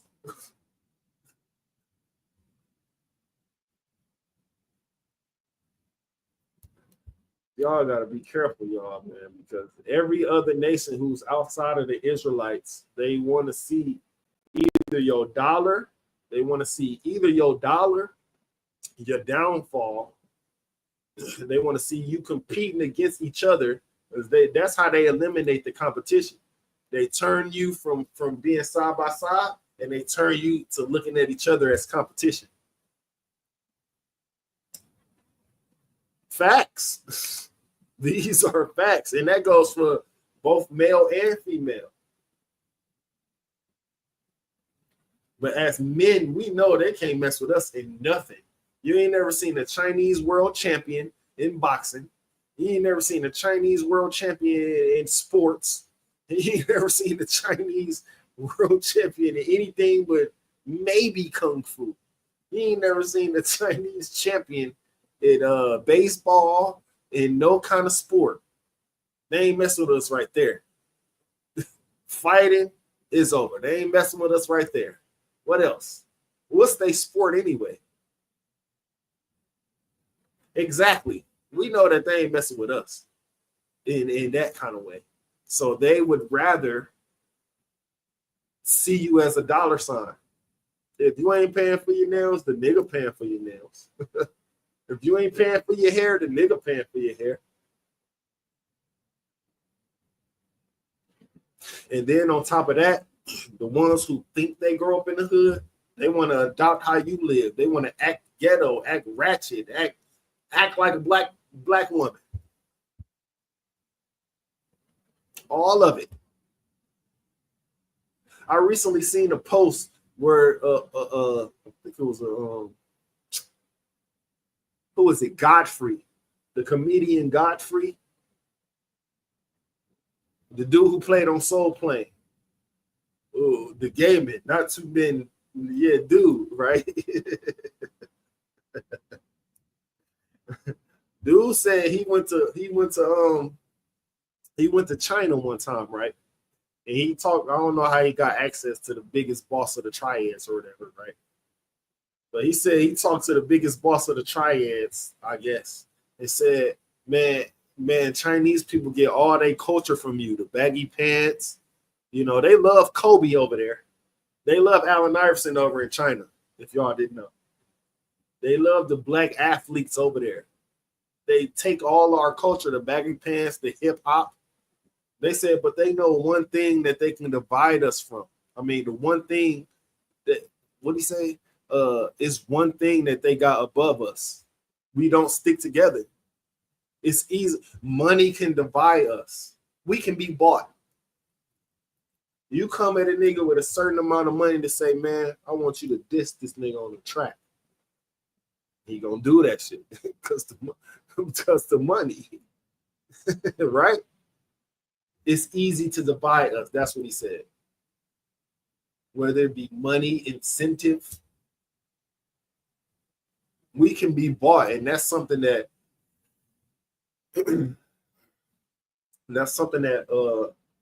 poverty will do to you. Not having what you want, growing up in the worst conditions.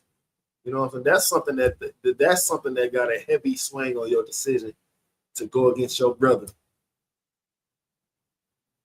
Because what's gonna happen? Something gonna happen to that person, or that person gonna get a bad reputation, and what the other person gonna say? Well, it's not me. Or they gonna say, well, I got the bag for it. We up. Right? Which is a pitiful thing, man. I wish that money couldn't divide us like that. We shouldn't be able to be bought so easily to go against our brother or go against our sister like that. These TV shows, the only reason that they acting ratchet and fighting each other and doing all this is because of the money. They're getting incentive to act this certain way. By who? I'm sure y'all know. The devil that the Bible speak of, which is the so-called white man. Why do we call him so-called white man? Because he's not really white. He's a red man. But every now and then they try to say, well, I'm Australian. I'm Russian. I'm Ukrainian. No, all y'all is white. And then y'all got some extra white. And then y'all got the pale ones. And then y'all got the red hair ones.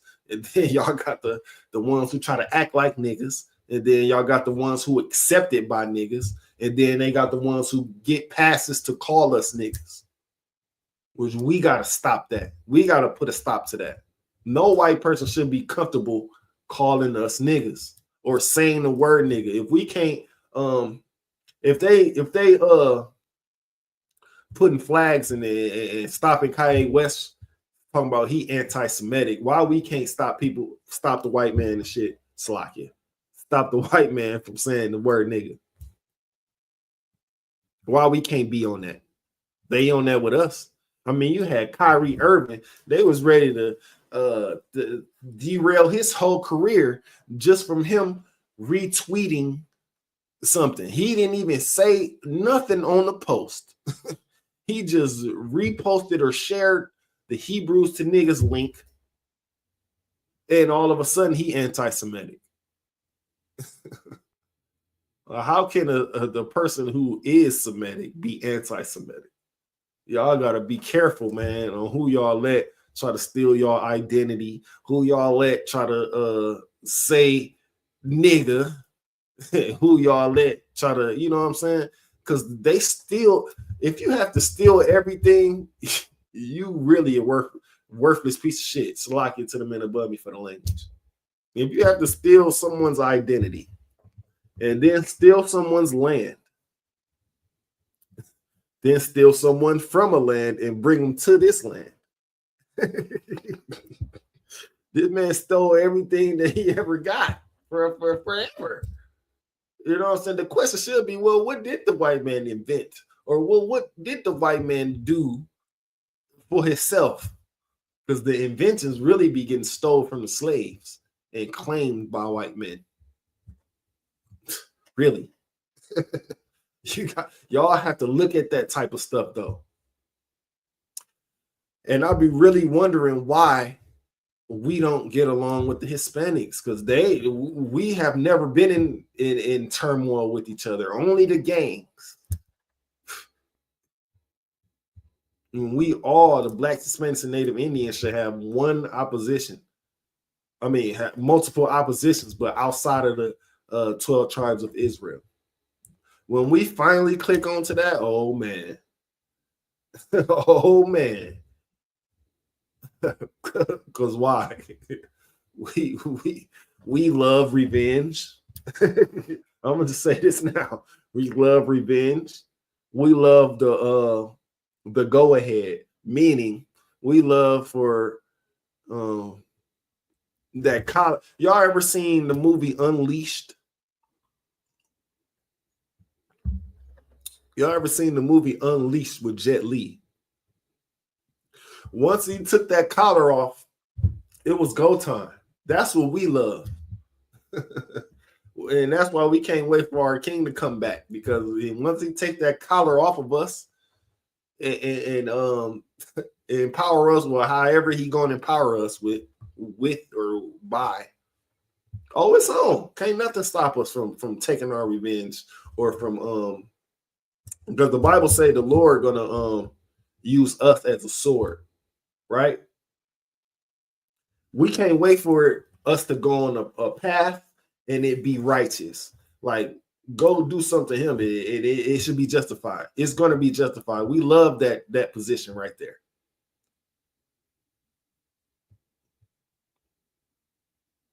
Soon as that collar be taken off of us, man, y'all is in trouble.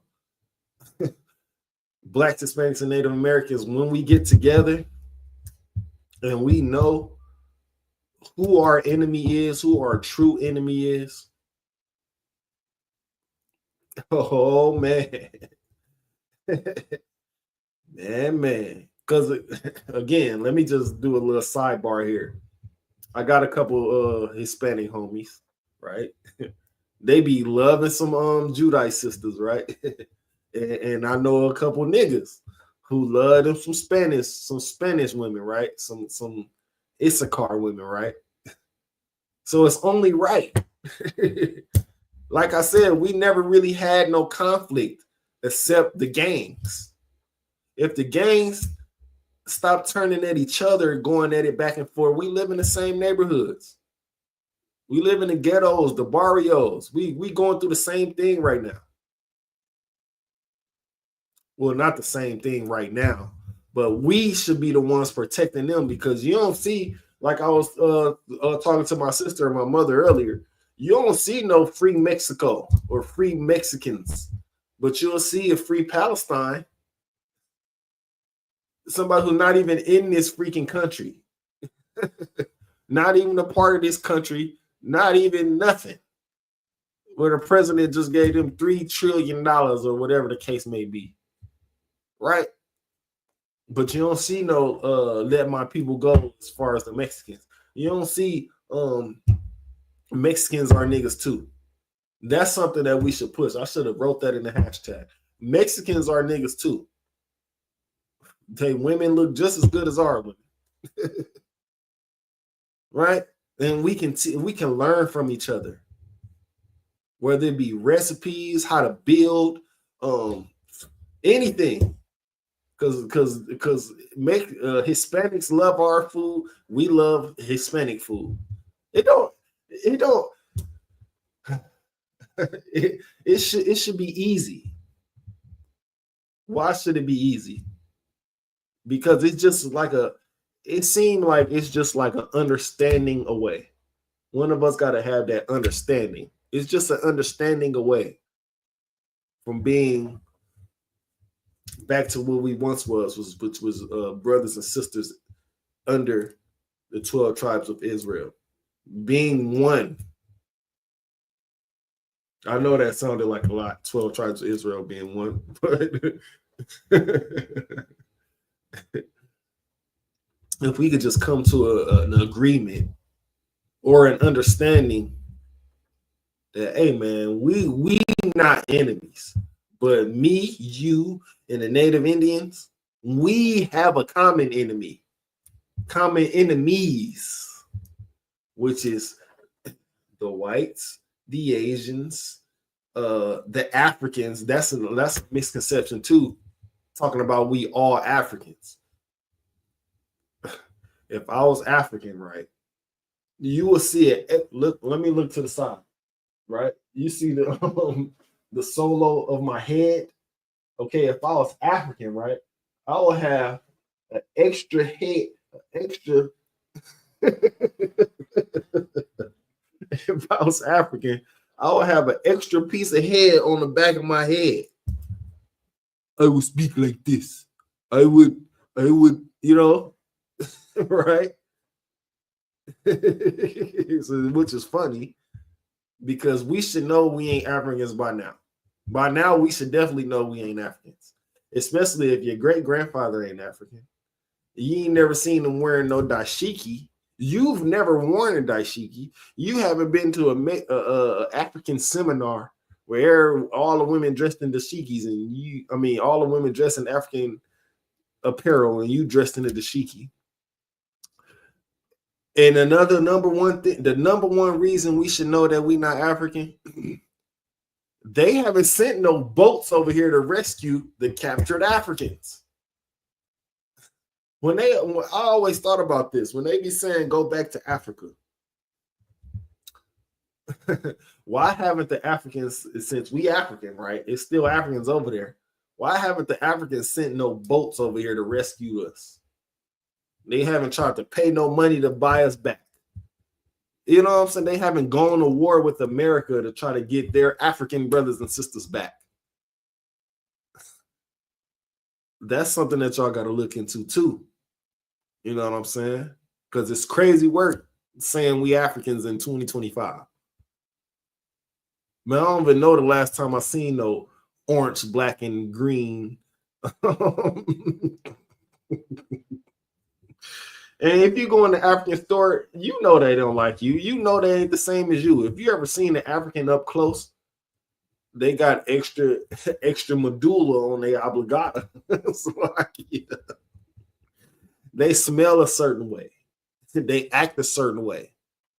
But you're going to notice that they want to try to dress like American blacks, who are Israelites, right?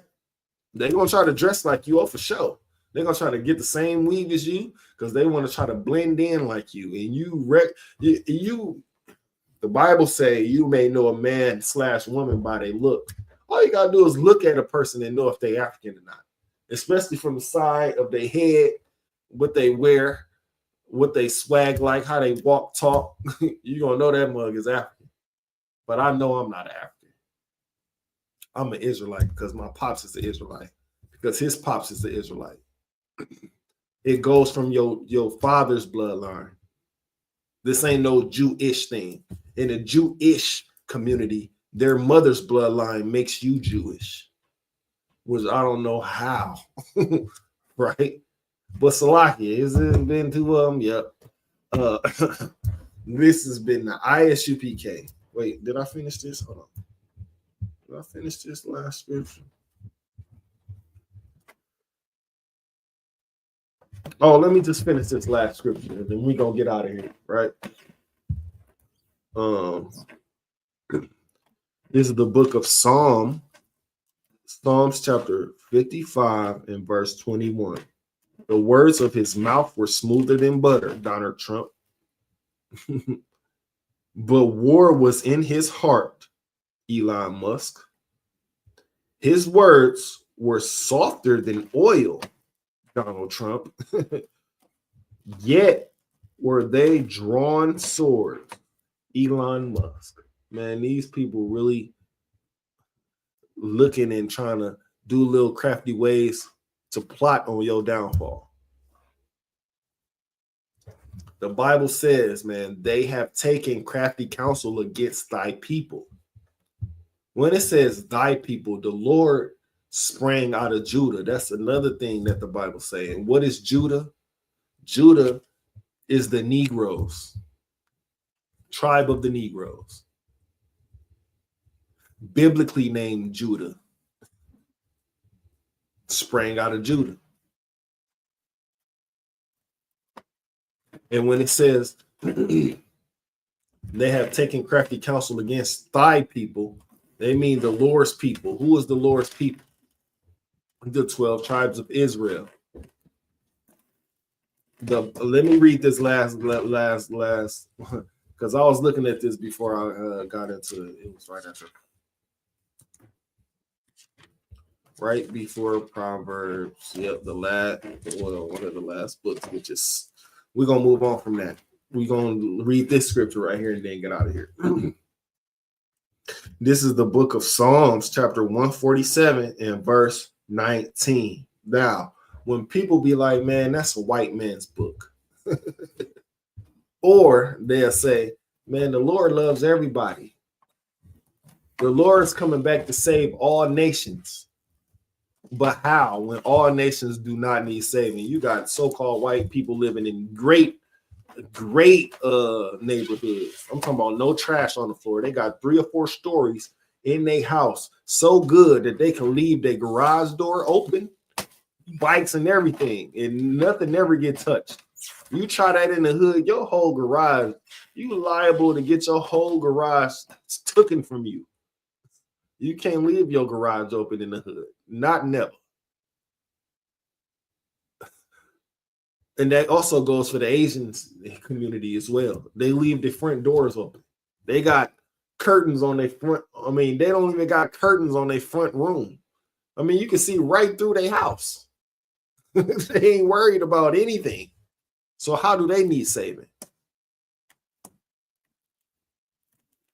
Exactly. So when people say, and it's mostly Christians and Christianity, right? Man, the Lord is coming to save everybody, man. That's a lie. Let's read. This is the book of Psalms, chapter 147, verse 19. He showeth his word unto Jacob, his statutes and his judgments unto Israel. Now, did that say he showed his judgments to the whole earth? To the whole world? All nations? No, it said he showed his statutes and his judgments unto Israel. Verse 20. He hath not dealt, again, he hath not dealt so with any other nation. And as for his judgments, they have known them. Let me read that over. This is the book of Psalm, chapter 147, verse 20. He have not dealt so with any. He have not dealt. He hath not dealt so with any nation. And as for as for his judgment, man, what is in this cup, bro? Man,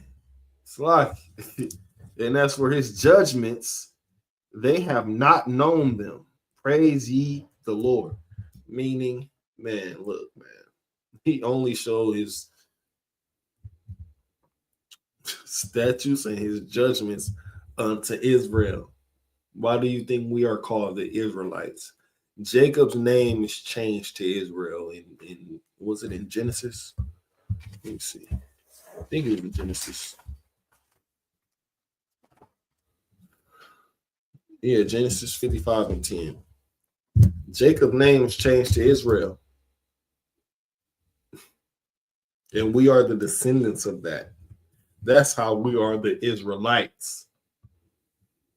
If his name wasn't changed to Israel, y'all know how when we get ranked up, or if we get ranked up in the UPK, we get a new name, right? That's the symbol of being. I mean, how I'm word this. When we get our new name, that's a symbol of being ranked up. Well, Jacob got ranked up here in Genesis 55 and 10. He got ranked up, got his name changed from Jacob to Israel. And we are the descendants of Jacob. But his name was changed to Israel. So therefore, we would have been Jacobites. But his name was changed to Israel. So we are descendants from that, which make us the Israelites. Simple as that. And the Lord said he have not dealt with any other nation. And as far as for his judgments, they have not known them, meaning they don't know his judgments. Because they wouldn't, you know how, and it's just an example, and we're gonna get out of here. How your son or your daughter got company over, right? And you tell your daughter, man, this is what you can do. You can't do this, you can't do this, and you can't do that, and you can't do that. But you didn't say nothing to the friend of your daughter, right? She don't know your judgments, but your daughter do, your son do, right? She don't know that, and you ain't dealing with her. But if you break these judgments that I put before you, then therefore I will punish you. I can't punish you because you don't know my judgments. You're not under my statutes, commandments, and all of that. So I ain't gonna punish you for that. But you know better because I told you this and I told you not to do that and I told you this and I told you not to do that. So that's how we are. The Lord gave us his law, statutes, and commandments to us, the Israelites. That's why he gonna punish us for our iniquities. Because we should know better. But these other nations, they're gonna see. They're gonna eventually be underneath the Blacks, Hispanics, and Native Americans rule, because we gonna be tasked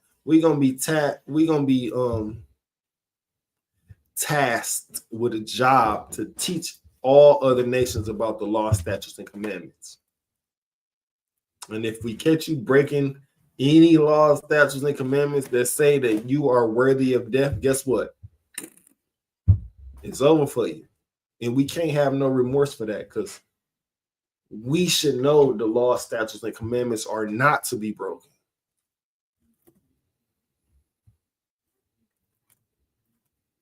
That's something that we got to know. You understand that? Laya Shalom.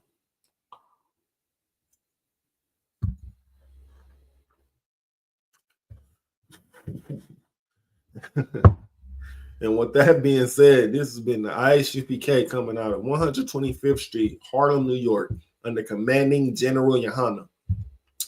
We are not affiliated with no other Israelite group, period. I'm sure you've seen why recently. This has been the ISUPK Milwaukee. I am Officer 500 Kananya. Get prepared, man, for the Lord's 56th annual Passover down in Atlanta, Georgia, y'all. You know what I'm saying? Get prepared. Go totally. This one, if I do say so myself, this one is one for the ages, right? I ain't gonna say it's gonna be the biggest still out here, but I'm gonna say y'all better get ready, right?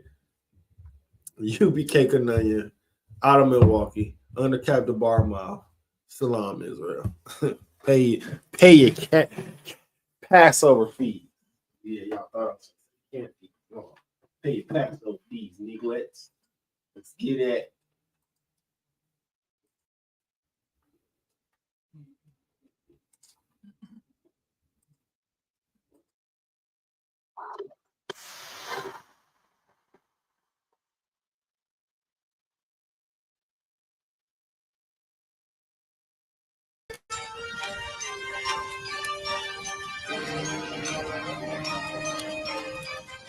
Price, Officer 5000, Jeremiah Yada, camp leader of Atlanta. Passover 2025, starting April the 9th, we got the lamb slaughter. April the 10th, we got General Muhammad's flag. April the 11th, we got the Black Party that's going to have the Hebrew graduation. April the 12th, in Atlanta, Georgia, the 56th annual Passover, the only Passover under Community Junior Honor. Our great and holy King have honored us for turning our lives from the darkness to the light, man. And no greater gift you can receive than to wake up to the truth and then commit your life to saving your brothers, man. Looking in their eyes and seeing their faces and seeing what they've suffered and what they've gone through and seeing the end of it, man. It is a guaranteed seat in the kingdom of heaven, man. So in the name of our King Yahushua, we dedicate us another Passover of brothers and sisters' lives being saved. April the 13th, we got the Feast of Unleavened Bread.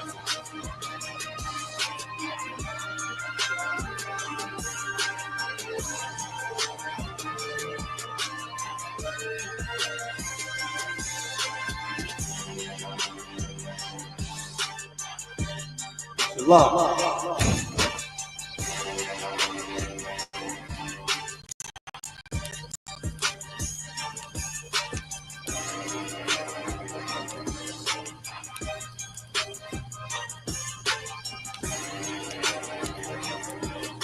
Welcome to Atlanta.